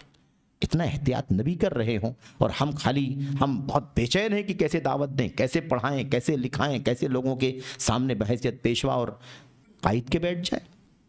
ये ख़तरनाक मसला है, वक्त के फितनों में से बहुत बड़ा फितना है। और इस पर अभी थोड़ी बात, हम जो बातें इससे पहले आपके सामने आई हैं, आखिरी बात उसमें ये थी कि इल्म दावत के लिए बुनियादी चीज़ है। इल्म के बग़ैर हम अगर दावत का काम करें तो ये आवाम के लिए, उम्मत के लिए भी ख़तरनाक है और ख़ुद हमारी ज़ात के लिए भी, क्योंकि ये अमानत है। इल्म अमानत है, दावत अमानत है, और इस अमानत की अदायगी के लिए ज़रूरी है कि इंसान वाकई उस इल्म का अमीन हो, उस इल्म का अमीन हो, उसके पास इल्म हो और फिर वो दावत दे। अल्लाह के नबी सल्लल्लाहु अलैहि वसल्लम को भी इस बात का हुक्म है और आपके सहाबा, आपकी उम्मत, आपके متبعین کو بھی اس بات کا حکم ہے۔ علم کے بغیر دعوت دینا کتنا خطرناک ہے، اس کو سمجھنے کے لیے اللہ کے نبی علیہ الصلوۃ والسلام کی اس حدیث کو سامنے رکھنا ضروری ہے جس میں آپ نے مستقبل کے حالات کی عکاسی فرمائی تھی، اور آپ نے فرمایا تھا کہ علماء اٹھا لیے جائیں گے، جہلا باقی بچیں گے۔ علماء اٹھا لیے جائیں گے، حدیث لمبی ہے، عبداللہ بن عمرو بن عاص کی ہم سب جانتے ہیں کہ آپ علیہ الصلوۃ والسلام نے فرمایا تھا کہ علماء اٹھا لیے جائیں گے۔ ان اللہ لا يقبض العلم انتزاعا ينتزعه من صدور الرجال ولكن يقبض العلم بقبض العلماء حتى اذا لم يبق عالما اتخذ الناس رؤوسا جهالا فسئلوا فافتوا بغیر علم فضلوا واضلوا۔ سے بخاری وغیرہ میں اللہ کے نبی صلی اللہ علیہ وسلم نے فرمایا کہ اللہ تعالیٰ علماء کو اٹھا کر کے علم نہیں اٹھائے گا، بلکہ اللہ تبارک و تعالیٰ دلوں سے، علماء کے دلوں سے علم کھینچ کر کے علم نہیں اٹھائے گا۔ کہ علم والے موجود ہیں اور ان کے سینوں میں قرآن کا علم ہے، سنت کا علم ہے، اللہ کی شریعت کا علم ہے، اور اللہ تبارک و تعالیٰ ان کے سینے سے علم کھینچ لے اور وہ سینہ جو علم سے بھرا ہوا تھا وہ خالی ہو جائے، ایسا نہیں ہوگا، بلکہ اللہ تبارک و تعالیٰ علم اٹھائے گا علماء کو موت دے کر، علماء کو موت دے کر اٹھائے گا۔ علماء اٹھ جائیں گے تو علم اٹھ جائے گا، علماء اٹھ جائیں گے تو علم بھی اٹھ جائے گا۔ عبداللہ بن عباس رضی اللہ تعالیٰ عنہ فرماتے تھے، اور اللہ کے نبی علیہ الصلوۃ والسلام کی مرفوع حدیث بھی صحیح سند کے ساتھ موجود ہے کہ آپ نے فرمایا انما ذہاب العلم ذہاب العلماء، اصل میں علم کا اٹھنا علماء کا اٹھنا ہے، اگر علماء چلے گئے تو علم بھی چلا جائے گا۔ اور ایک دوسری روایت میں جس میں حضرت ابو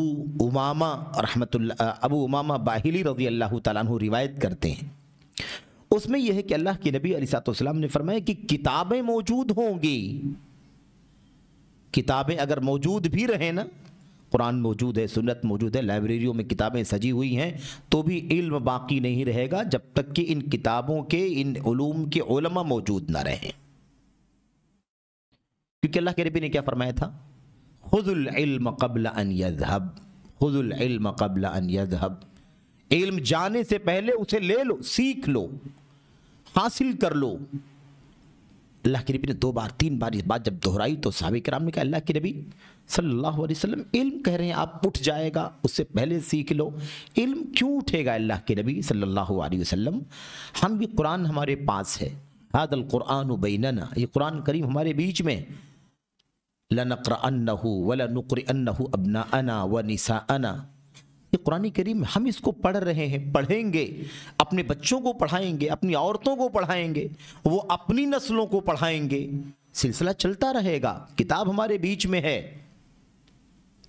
تو اللہ کے نبی صلی اللہ علیہ وسلم نے کیا فرمایا تھا؟ آپ نے فرمایا تھا اچھا اس کا مطلب یہ سمجھتے ہو کہ یہ کتابیں رہیں اور اس کو تم پڑھو، تلاوت کرتے رہو تو علم باقی رہے گا؟ اگر ایسے ہی ہوتا تو یہود و نصارہ کی کتاب تورات اور انجیل آج بھی موجود ہے، لیکن ان کا سچا دین کہاں ہے؟ ھذا التورات والانجیل، کیا فرمایا؟ یہ تورات انجیل موجود ہیں، ابھی بھی کتابیں موجود ہیں، لیکن ان کا دین کہاں ہے؟ کیا حال ہوا ان کے دین کا، ان کے دھرم کا؟ تو اللہ کے نبی نے فرمایا کہ کتابوں سے دین نہیں باقی بچے گا، علم باقی نہیں بچے گا، اصل میں علماء سے، علم کے جاننے والوں سے علم باقی بچے گا۔ تو خلاصہ کلام یہ ہے کہ علم کے بغیر عمل نہیں، علم کے بغیر دعوت نہیں، علم کے بغیر بولنا نہیں، زبان کھولنا نہیں، اتنی تاکید ہے اللہ کے نبی صلی اللہ علیہ وسلم کی حدیثوں میں۔ آج صورتحال یہی ہے کہ لوگ علم کے بغیر دعوت دینے کا شوق بہت رکھتے ہیں۔ شوق کو ہم نہیں کم کرتے، شوق اور جذبہ رہے، لیکن صحیح جگہ پر رہے، صحیح رخ پر رہے، صحیح شرائط ضوابط کے مطابق رہے، کوئی عیب کی بات نہیں ہے، شوق تو رہنا ہی چاہیے۔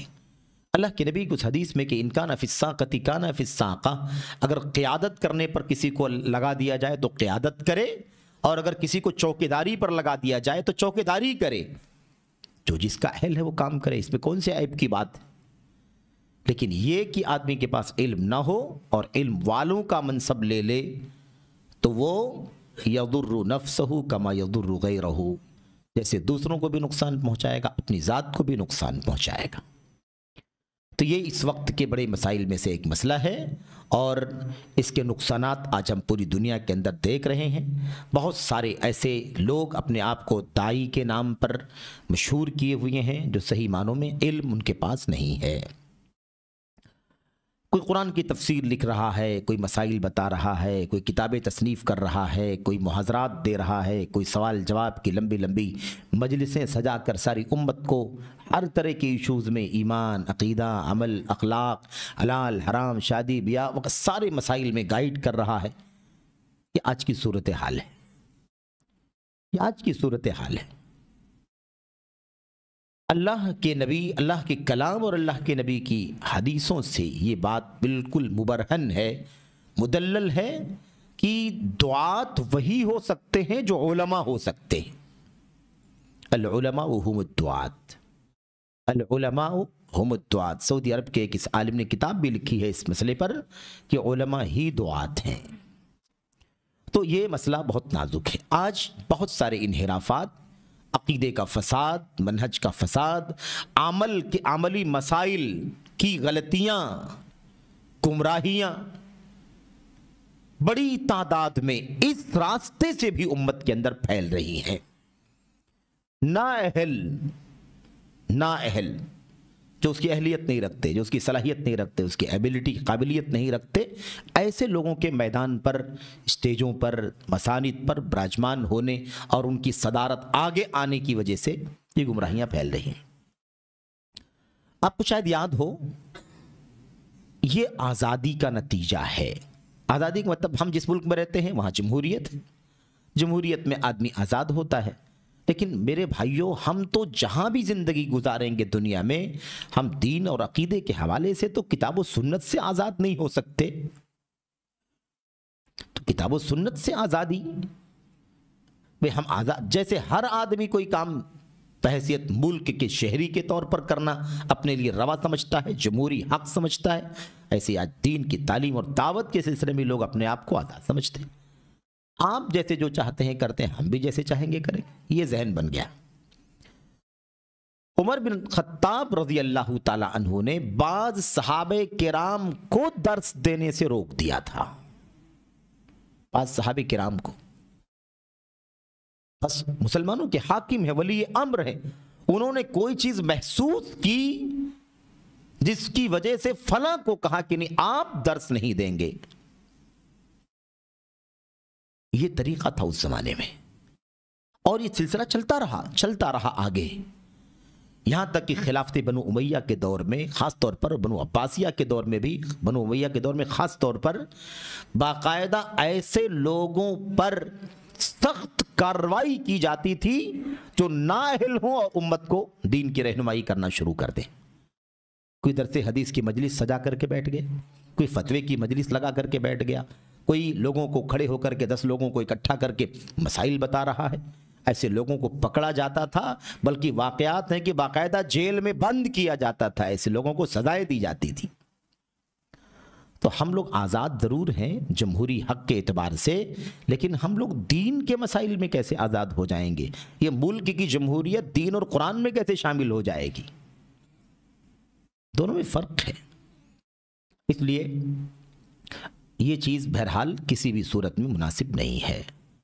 सलफ़ उम्मत के दौर में सख्त सज़ाएं बाकायदा पाई जाती हैं। और इमाम मालिक के उस्ताज इमाम रबीआ रहमतुल्लाह अलैह, जिनको रबीअतुर राय कहा जाता है, रबीआ अर्राय के लक़ब से वो जाने जाते हैं, उनके पास कुछ लोग आए मिलने के लिए, तो देखा कि इमाम रबिया ज़ारो क़ितार रो रहे हैं, बिलक बिलक करके रो रहे हैं, ज़ारो क़ितार रो रहे हैं।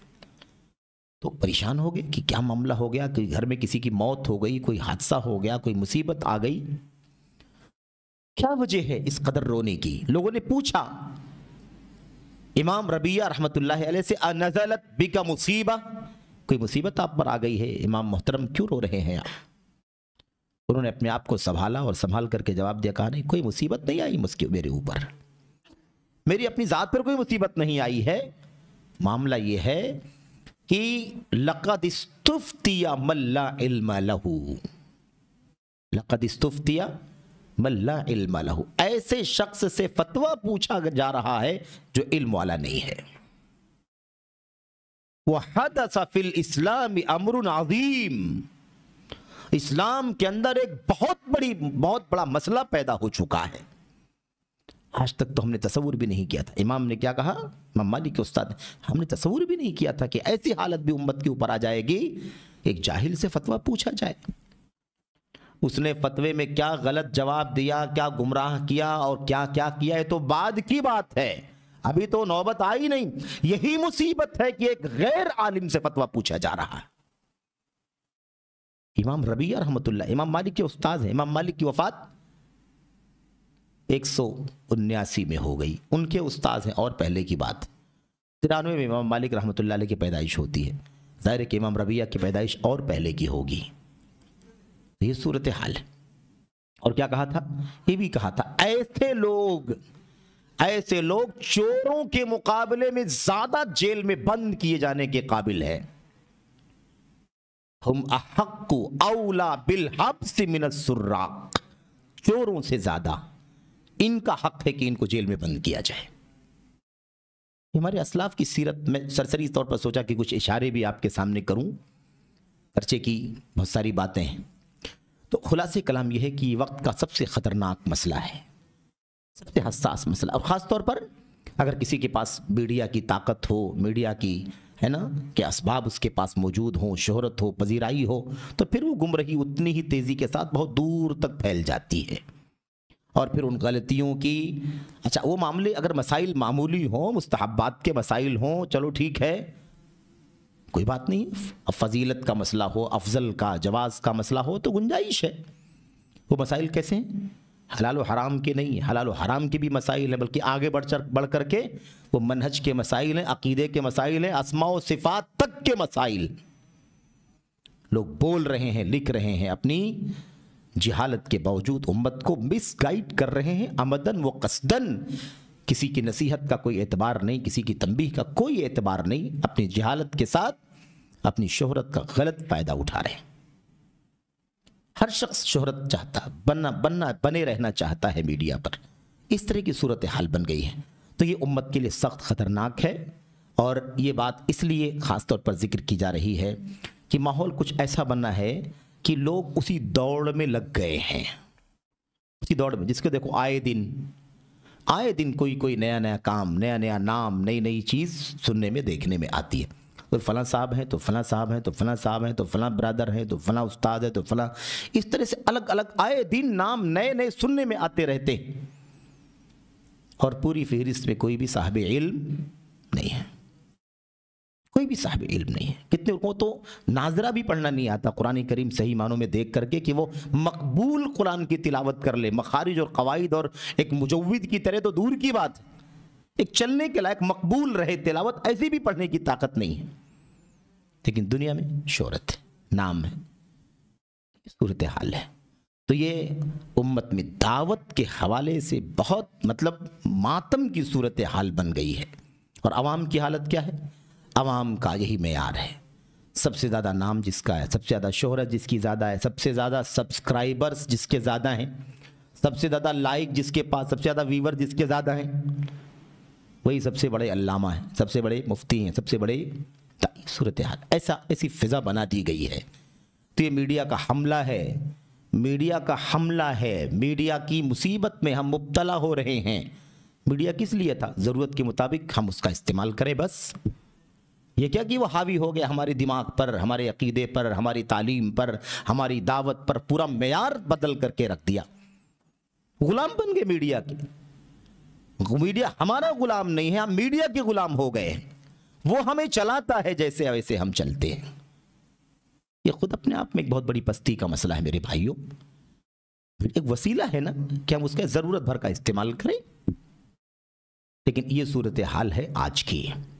تو دعوت کے حوالے سے ہمیں اس نقطے پر بھی خاص طور پر غور کرنے کی ضرورت ہے۔ ایک دو باتیں اور، وقت بھی ہے نا، ایک دو باتیں اور میں مختصر کر کے بات ختم کر رہا ہوں۔ ایک بات دعوت کے حوالے سے جو ہونا چاہیے اور اس کے خلاف نہیں ہونا چاہیے وہ ہے اخلاص۔ اخلاص، اور ابھی میڈیا کی بات چل رہی تھی، میڈیا اور اخلاص میں بہت زیادہ بیر ہے، بہت فاصلے ہیں، بہت دوریاں ہیں۔ تو اخلاص، قرآن کریم کی جو آیتیں دعوت کے سلسلے میں ہیں نا، ان آیتوں میں آپ غور کریں گے تو اللہ تبارک و تعالیٰ نے کیا فرمایا، وَمَنْ أَحْسَنُ قَوْلًا مِّمَّنْ دَعَا إِلَى اللَّهِ، إِلَى اللَّهِ، مفسرین نے لکھا اس پر کہ اللہ نے فرمایا ہے إِلَى اللَّهِ، جو بلائے، اس سے اچھی بات کرنے والا کون ہو سکتا ہے جو کس کی طرف بلائے؟ إِلَى اللَّهِ، اللہ کی طرف بلائے، اللہ کی طرف بلائے، لَيْسَ إِلَى نَفْسِهِ، اپنی ذات کی طرف نہیں، اپنی پارٹی کی طرف نہیں، اپنے دھڑے کی طرف نہیں، کسی شخصیت کی طرف نہیں، کسی بینر کی طرف نہیں، کسی اسٹیج کی طرف نہیں، بلکہ إِلَى اللَّهِ دعوت دینے والا ہو، وہ احسن القول ہے۔ لیکن کسی کے ساتھ کوئی نظریہ، کوئی فکر، کوئی سوچ، کوئی شخصیت، کوئی وقت کا کوئی نام، تاریخ کا کوئی حصہ اس کی طرف بلاتا ہو تو إِلَى اللَّهِ نہیں ہوگا، وہ إِلَى اللَّهِ نہیں ہوگا۔ تو ایسے بہت سارے مسائل ہیں، اخلاص کی بے انتہا ضرورت ہے دعوت کے اندر۔ انبیاء علیہ السلام کو آپ دیکھیں، انبیاء علیہ السلام کو اللہ نے کہلوایا کہ نہیں کہلوایا، اے لوگو اللہ تبارک و تعالیٰ کی عبادت کرو، اس کے سوا تمہارا کوئی معبود نہیں ہے، یہ بات مان لو، میں تم سے کسی آجر کا، کسی مزدوری کا سوال نہیں کرتا۔ مزدوری پیسے سے نہیں ہوتی ہے، شہرت بھی مزدوری ہے، نام بھی مزدوری ہے، لمبے لمبے سبسکرائبر اور ڈیجٹس نمبرز بھی کیا ہیں، یہ سب مزدوریاں ہیں، یہ اجرت ہے، یہ دنیا طلبی ہے، ہوس ہے، خواہشات نفسانی ہے، اس کے پیچھے لگے رہنا، اس پر جتن کرنا، پیسے خرچ کر کے اس کو ادھر ادھر چرچے کروانا، کیا ہے یہ سب؟ میرے بھائیوں، مومن تو کیسا رہے؟ اگر دنیا تعریف کرے تو اس کا انتظار نہ رہے، دنیا مذمت کرے تو اس کا خوف نہ رہے۔ اخلاص کیا ہے بھائی؟ اخلاص والے کی پہچان کیا میں آپ کو بتاؤں؟ اللہ تعالی ہم سب کو اخلاص کی توفیق عطا فرمائے۔ اخلاص کی اصل پہچان یہ ہے کہ اگر اچھائیاں ملتی ہیں تو اس پر خوش نہ ہو انسان، اور اگر برائیاں ہوتی ہیں تو اس سے اس کو کوئی فکر بھی نہ ہو، جس کا جی چاہے برائی کرے، جس کا جی چاہے تعریف کرے، نہ آپ کی تعریف سے ہمیں کوئی خوشی ہے، نہ آپ کی برائی سے ہمیں کوئی خوف ہے، ہمیں اپنے مشن کی نشر و اشاعت کی فکر ہے۔ لیکن اب شہرت بھی مزدوری ہے میرے بھائیوں، یہ فائدہ اٹھا رہا ہے کہ نہیں اٹھا رہا ہے آدمی میڈیا پر، اپنے چینلز پر، اپنے سائٹس پر، اپنے اکاؤنٹس پر جو نمبرز بڑھتا ہوا دیکھتا ہے خوش ہوتا ہے نا، اور خوشی نہیں ہوتا ہے، لوگ باقاعدہ اسے اپنی شان کے طور پر بیان کرتے ہیں۔ آج آپ کے پاس فیس بک کا اکاؤنٹ ہے، کتنے فالوور ہیں بھائی؟ 2000 ہیں، 4000، اتنے ہی ہیں، میرے تو اتنے ملین میں ہیں۔ آئی بات سمجھ میں کہ نہیں آئی؟ یہ معیار بن گیا ہے، یہ دائی کا کام ہے۔ ما اسألکم علیہ اجرا، میں تم سے کوئی اجر نہیں چاہتا، کوئی مزدوری نہیں چاہتا۔ یہ انبیاء، ایک نے کتنی آیات کے اندر کتنے انبیاء کے بارے میں اللہ تبارک و تعالی، من اجرن، میں تم سے کوئی مزدوری نہیں چاہتا، نہیں مانگتا میں تم سے کوئی مزدوری، ان اجری الا علی اللہ، میری مزدوری، میری محنت کا جو صلہ بدلہ اجر ثواب دینا ہے وہ اللہ کے حوالے ہے۔ میرے بھائیوں، کتنا بڑا مسئلہ ہے اپنے آپ میں۔ تو یہ ریاکاری، یہ دکھاوا، یہ نام، یہ شہرت، یہ مقبولیت، اور اس کو ہوا دینا، اس کو بڑھانا، اس کی جتن میں لگے رہنا، اس کی کوشش کرنا بہت خطرناک ہے میرے بھائیوں۔ تو دائی کو اس ریاکارانہ حرکت سے اپنے آپ کو بچانا چاہیے۔ یہ بہت بنیادی مسئلہ ہے، بہت بنیادی مسئلہ ہے، اور یہ ہم تو ایسے بھی جانتے ہیں کہ تمام عبادات کی روح کہاں ہے؟ اخلاص ہے۔ اخلاص کے بغیر تو کچھ ہے ہی نہیں نا. ہم پہاڑ کھڑا کر دیں نیکیوں کا, لیکن وہ دنیا دارانہ سوچ کے ساتھ ہے تو اللہ کے ہاں اس کا کوئی اجر, اس کا کوئی بدلہ ہمیں نہیں ملے گا. ہماری نمازیں, ہمارے روزے, ہمارے حج و زکوٰۃ, صدقات, خیرات, ہماری یہ کام امر بالمعروف نہی عن المنکر, اگر یہ دنیا دارانہ سوچ کے ساتھ ہے, کہیں مادہ, کہیں شہرت, کہیں ریاکاری, کہیں پذیرائی, کہیں کریز, کہیں دیوانگی, اور ہمیں بہت اچھا لگ رہا ہے, مزہ آتا ہے, تصویریں ہیں وغیرہ, تو آدمی یہ کیا ہے, یہ دراصل ہماری اس محنت کو, ہماری کوشش کو برباد کرنے کا کام ہے جسے ہم کر رہے ہیں, جو اللہ تعالی ہم سے لے رکھا ہے, ہم سے کام, ہمیں جس کام پر اللہ نے لگا رکھا ہے. میرے بھائیو, یہ بنیادی مسئلہ ہے. اور کچھ لوگوں کے ہاں تو بہت تجاوز ہے, ان کے کنڈیشنز بہت بھاری ہیں بھائی, ان کے ٹرمز بہت بھاری ہیں, ان کے ڈیمانڈز بہت بھاری ہیں, تو ان کا تو مرحلہ بہت اونچا ہے. اس گندگی میں ان کا مقام بہت زیادہ اونچا, ان کی کنڈیشنز ہیں, ان کی شرطیں ہیں. اتنا ہوگا تو ہم آئیں گے, اتنا ہوگا تو ہم آئیں گے, ایسا ہوگا تو ہم یہ کام کریں گے, ورنہ نہیں آئیں گے. ان کا معاملہ بہت نازک ہے. اور جیسے شہرت ملتی ہے یہ راستہ آدمی پکڑ لیتا ہے, الا من رحم اللہ. جیسے شہرت ملتی ہے یہ راستہ انسان پکڑ لیتا ہے. ابھی تو مقبولیت ہو چکی ہے, اب تو ہماری ڈیمانڈ ہے, اب تو ہمیں چاہیے کہ ہم بھی اپنی ڈیمانڈ رکھیں. تو ایسے لوگوں پر تو وہ حدیث صادق آتی ہے جو نبی کریم صلی اللہ علیہ وسلم نے فرمایا تھا, تعیس عبد الدینار, تعیس عبد الدرہم, تعیس عبد الخمیصہ, تعیس عبد الخمیلہ, ان اعطی رضی وان لم یعط سخط, تعیس وانتکس واذا شیک فلانتقش. اللہ کے نبی صلی اللہ علیہ وسلم کی لمبی حدیث. برباد ہو دینار کا بندہ, ہلاک ہو درہم کا بندہ. درہم کا بندہ, دینار کا بندہ, اسی کا غلام ہے, اسی کے پیچھے بھاگتا ہے. اللہ کے نبی نے بددعا فرمائی, تعس, یہ تعاسا کی بددعا ہے, یعنی نامراد ہو جائے, ناکام ہو جائے, اور کیا ہو جائے, نہ مبارکباد ہو اس کے لیے, ہلاکت ہو اس کے لیے. جو درہم کا بندہ ہے, دینار کا بندہ ہے, چادر کا بندہ ہے, دھاری دار چادر کا بندہ. اس زمانے میں لوگ اس کی لالچ کیا کرتے تھے, اس لیے اللہ کے نبی نے اس کا نام لیا. آپ نے فرمایا حالت کیا, ان اعطی رضی وان لم یعط سخطا, اگر اسے دیا جائے تو خوش رہے, نہ دیا جائے تو ناراض ہو جائے. تو بیچنا ہے, یہ دعوت دینا نہیں ہے, تعلیم دینا نہیں ہے, بلکہ کیا کرنا ہے, سودا کرنا ہے, ڈیلنگ کرنا ہے. اس سے تو لاکھ گنا اچھا بیچارہ وہ بازار کا آلو بیچنے والا ہے جو کاروبار کرتا ہے, دین اور دعوت کے نام پر اللہ کے دین کو بیچتا اور اس کا سودا تو نہیں کرتا. اگر ڈیل ہی کرنا تھا تو چلے جاتے منڈی میں, کاروبار کرتے. تو حد سے تجاوز نہیں ہونا چاہیے, یاد رکھیں. بہرحال یہ ایک آخری بات تھی. اس کے بعد ایک بالکل آخری بات, بہت ساری باتیں ہیں, ایک آخری بات ہے, داعی جو ہوتا ہے نا, داعی, وہ پہلے مدعو کی حیثیت سے کام کرے, بعد میں داعی ہو. کیا مطلب؟ مطلب یہ ہے کہ اسے اپنے آپ کو آئیڈیل اور قدوہ بنانے کی ضرورت ہے. آپ آئیڈیل بنے, قدوہ بنے. آپ کا ایمان, آپ کا عقیدہ, آپ کی عبادت, آپ کا اخلاق, آپ کا رہن سہن, آپ کا وضاقتہ, آپ کا چہرہ آئیڈیل ہونا چاہیے. ایک آدمی سود سے منع کرتا ہے, سود کا کاروبار کرتا ہے.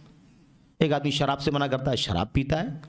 ایک آدمی نشے سے منع کرتا ہے, تمباکو اور بیڑی اور سگریٹ کا عادی ہے. مثال کے طور پر سمجھ رہے ہیں. ایک آدمی نماز کا حکم دیتا ہے, خود نماز نہیں پڑھتا. ایک آدمی داڑھی کا حکم دیتا ہے, داڑھی موٹ کر کے کاٹ کر کے گھومتا ہے, اس کا وضاقتہ دیکھنے کے قابل نہیں ہے. یہ دعوت کے میدان میں بہت بڑی رکاوٹ ہے, دعوت کی قبولیت میں بہت بڑی رکاوٹ ہے. یہ دعوت کے اثر کو برباد کر دینے والی کام ہے یہ حرکت ہے. حافظ امام ابن القیم رحمۃ اللہ علیہ نے ایسے لوگوں کے بارے میں فرمایا تھا جو لوگ اپنی زبان سے تو داعی ہیں, عالم ہیں, بتا رہے ہیں, رہنمائی کر رہے ہیں, گائیڈ کر رہے ہیں, اچھائیوں کا, بھلائی کا حکم دے رہے ہیں, برائی سے روک رہے ہیں, لیکن خود اس کے عملی طور پر اس کے خلاف ہیں. تو امام ابن القیم فرماتے ہیں ایسا شخص اپنی زبان سے بلاتا ہے اچھائی کی طرف اور اپنے عمل سے بھگاتا ہے نیکی سے. زبان سے بلاتا ہے، عمل سے دور کرتا ہے اس نیکی کے ساتھ، نیکی سے. کیوں؟ اس لیے کہ زبان تو اس کی اچھی ہے لیکن کردار کے خلاف ہے. بہت ضروری ہے یہ. تو صرف جذبہ نہیں، انسان کو خود قدوہ اور آئیڈیل بننے کی ضرورت ہے. یا ایھا الذین آمنوا لم تقولون ما لا تفعلون، ایمان والو کیوں کہتے ہو بات جو کرتے نہیں ہو. کبر مقتا عند اللہ ان تقولوا ما لا تفعلون، اللہ کے نزدیک بہت غضب کی چیز ہے، بہت بڑا جرم ہے کہ تم کہو اور عمل نہ کرو. بہت بڑا مسئلہ ہے اپنے آپ میں. ایسے ہی اہل کتاب یہود و نصارہ کو اللہ نے کیا فرمایا؟ اتأمرون الناس بالبر وتنسون انفسکم وانتم تتلون الکتاب، کیا تم لوگوں کو بھلائی کا حکم دیتے ہو اور اپنے آپ کو بھلا دیتے ہو جبکہ کتاب پڑھتے ہو تم؟ تو یہ بہت خطرناک مسئلہ ہے. اور نبی کریم صلی اللہ علیہ وسلم کی وہ حدیثیں، کئی ایک حدیثیں ہیں سلسلے میں صحیح سندوں کے ساتھ صحیح حدیثیں مروی ہیں کہ اللہ کے نبی علیہ الصلوۃ والسلام نے وعید بیان فرمائی ہے کہ جو آدمی قرآن پڑھے، قرآن کی تلاوت کرے، جو قرآن کی طرف بلائے لیکن قرآن نہ پڑھے، جو آدمی نماز کی طرف بلائے اور نماز چھوڑ کر کے سوئے، اسی لفظ کا ذکر ہے اس کے اندر کہ جو اللہ کی نماز کی طرف بلاتے ہیں اور خود ینامون عن الصلاۃ، نماز چھوڑ کے سوتے ہیں. وعید ہے ان کے لیے، سخت وعید ہے، ان کے سر کچلے جائیں گے. اخوف ما اخاف علی امتی، کیا فرمایا تھا؟ علیم اللسان من کل منافق علیم اللسان. سب سے زیادہ اس امت پر جس بات کا ڈر ہے وہ کیا ہے؟ من کل منافق علیم اللسان، ایسے منافق سے جو زبان کا علم والا ہے. دونوں لفظ اکٹھا ہو گئے، بات سمجھ میں آ گئی نا؟ زبان کا علم والا ہے، علیم اللسان. زبان تو بہت جانکار ہے، بہت بولتا ہے زبان سے، تقریریں لمبی لمبی، لیکن منافق، عمل میں وہ چیز نہیں ہے. تو قدوہ اگر نہیں ہے، آئیڈیل نہیں ہے، تو یاد رکھیں کہ ہماری دعوت کا کوئی اثر نہیں ہوگا. یہ بنیادی مسئلہ ہے. تو اور اللہ کے نبی علیہ الصلوۃ والسلام کی وہ حدیث میں آپ نے فرمایا تھا کہ ایک شخص کو جہنم میں لایا جائے گا، جہنم میں ایک شخص کو لایا جائے گا اور فتندلق اقطابہ فی النار، اس کا پیٹ پھٹا ہوگا اور اس کی آنتیں پیٹ سے باہر لٹک رہی ہوں گی. یدور بہا کما یدور الحمار برہا، وہ اپنی لٹکتی ہوئی آنتیں لے کر کے ایسے ہی جہنم کے اندر گھوم رہا ہوگا جیسے گدھا چکی کے پتھر کو لے کر کے گھومتا ہے. قدیم زمانے میں جب پیسنے کے لیے طریقہ استعمال کیا جاتا تھا تو کہتے فیجتمع علیہ، لوگ جمع ہو جائیں گے، اس کہیں گے ما جاء بک فی النار، بھائی آپ کو جہنم میں کیوں ڈال دیا گیا؟ آپ جہنم میں، ہم تو گنہگار تھے، بدعمل تھے، جہنم میں آئے، لیکن آپ تو بہت اچھے تھے، آپ کی تقریریں بہت اچھی تھی، آپ کا بیان بہت اچھا تھا، آپ نے یہ بڑا اچھا کہا، آپ نے یہ بڑا اچھا کہا، تو آپ جہنم میں کیوں آگے؟ الستا کنت تأمرنا بالمعروف وتنہانا عن المنکر، کیا ایسا نہیں تھا کہ آپ ہمیں بھلائی کا حکم دیتے تھے، ہمیں برائی سے منع کرتے تھے؟ کیا ایسا نہیں تھا؟ تو آپ تو اتنا اچھا کام کرتے تھے، بھلائی کا حکم دینا، برائی سے روکنا، پھر آپ جہنم میں؟ تو کیا جواب دے گا؟ اللہ کے نبی نے فرمایا یقول، وہ کہے گا نعم کنت آمرکم بالمعروف ولا آتی وانہاکم عن المنکر وآتی. مسئلہ اصل میں یہ ہے کہ میں جو کہتا تھا وہ کرتا نہیں تھا، میں تمہیں بھلائی کا حکم دیتا تھا لیکن خود نہیں کرتا تھا وہ کام، اور تمہیں منکر سے، گناہ کے کام سے روکتا تھا اور خود گناہ کا کام کرتا تھا. اس کی سزا یہ ملی ہے کہ مجھے جہنم میں ڈالا گیا اور یہ میری ساتھ، یہ مجھے سزا ہے. میرے پیٹ کو پھاڑ کیا کر کے میری آنتیں لٹک رہی ہیں اور یہ عذاب اللہ تبارک و تعالیٰ جانتا ہے کب تک مجھے ملتا رہے گا. تو خلاصہ کلام یہ ہے کہ قدوہ بہت ضروری ہے، آئیڈیل بہت ضروری ہے. بنیادی مسائل میں سے ایک مسئلہ دعوت کے باب میں یہ بھی ہے. تو بہرحال اس طرح کی بہت ساری چیزیں ہیں. بس اللہ سے دعا کرتے ہیں کہ اللہ تبارک و تعالیٰ ہم کو، سب سے پہلے کہنے والے کو اور آپ تمام بھائیوں کو اللہ عز و جل دعوت کے تناظر میں کیا کچھ کرنا چاہیے، کیا کچھ نہیں کرنا چاہیے، اس سے حوالے سے چند باتیں جو آپ سے عرض کی گئی ہیں، اللہ تعالیٰ ہمیں اور آپ کو اس کے مطابق عمل کرنے کی توفیق عطا فرمائے، تاکہ ہماری دعوت، ہماری مشن کو مضبوطی ملے اور صحیح معنوں میں اس کا اثر اللہ کے بندوں کو اللہ کے بندوں پر پڑے اور لوگ اس سے فائدہ اٹھائیں، اور لوگوں کو اللہ عز و جل اپنے ایمان عمل، اپنی ایمان عقیدے عمل، اخلاق، کردار، سلوک اور ہر طرح کی چیزوں، ہر طرح کے زندگی کے ہر گوشے میں انہیں اصلاح کرنے کی توفیق عطا فرمائے۔ آمین یا رب العالمین۔ وصلی اللہ وسلم وبارک علی نبینا محمد وعلی آلہ وصحبہ اجمعین۔ والسلام علیکم ورحمۃ اللہ وبرکاتہ۔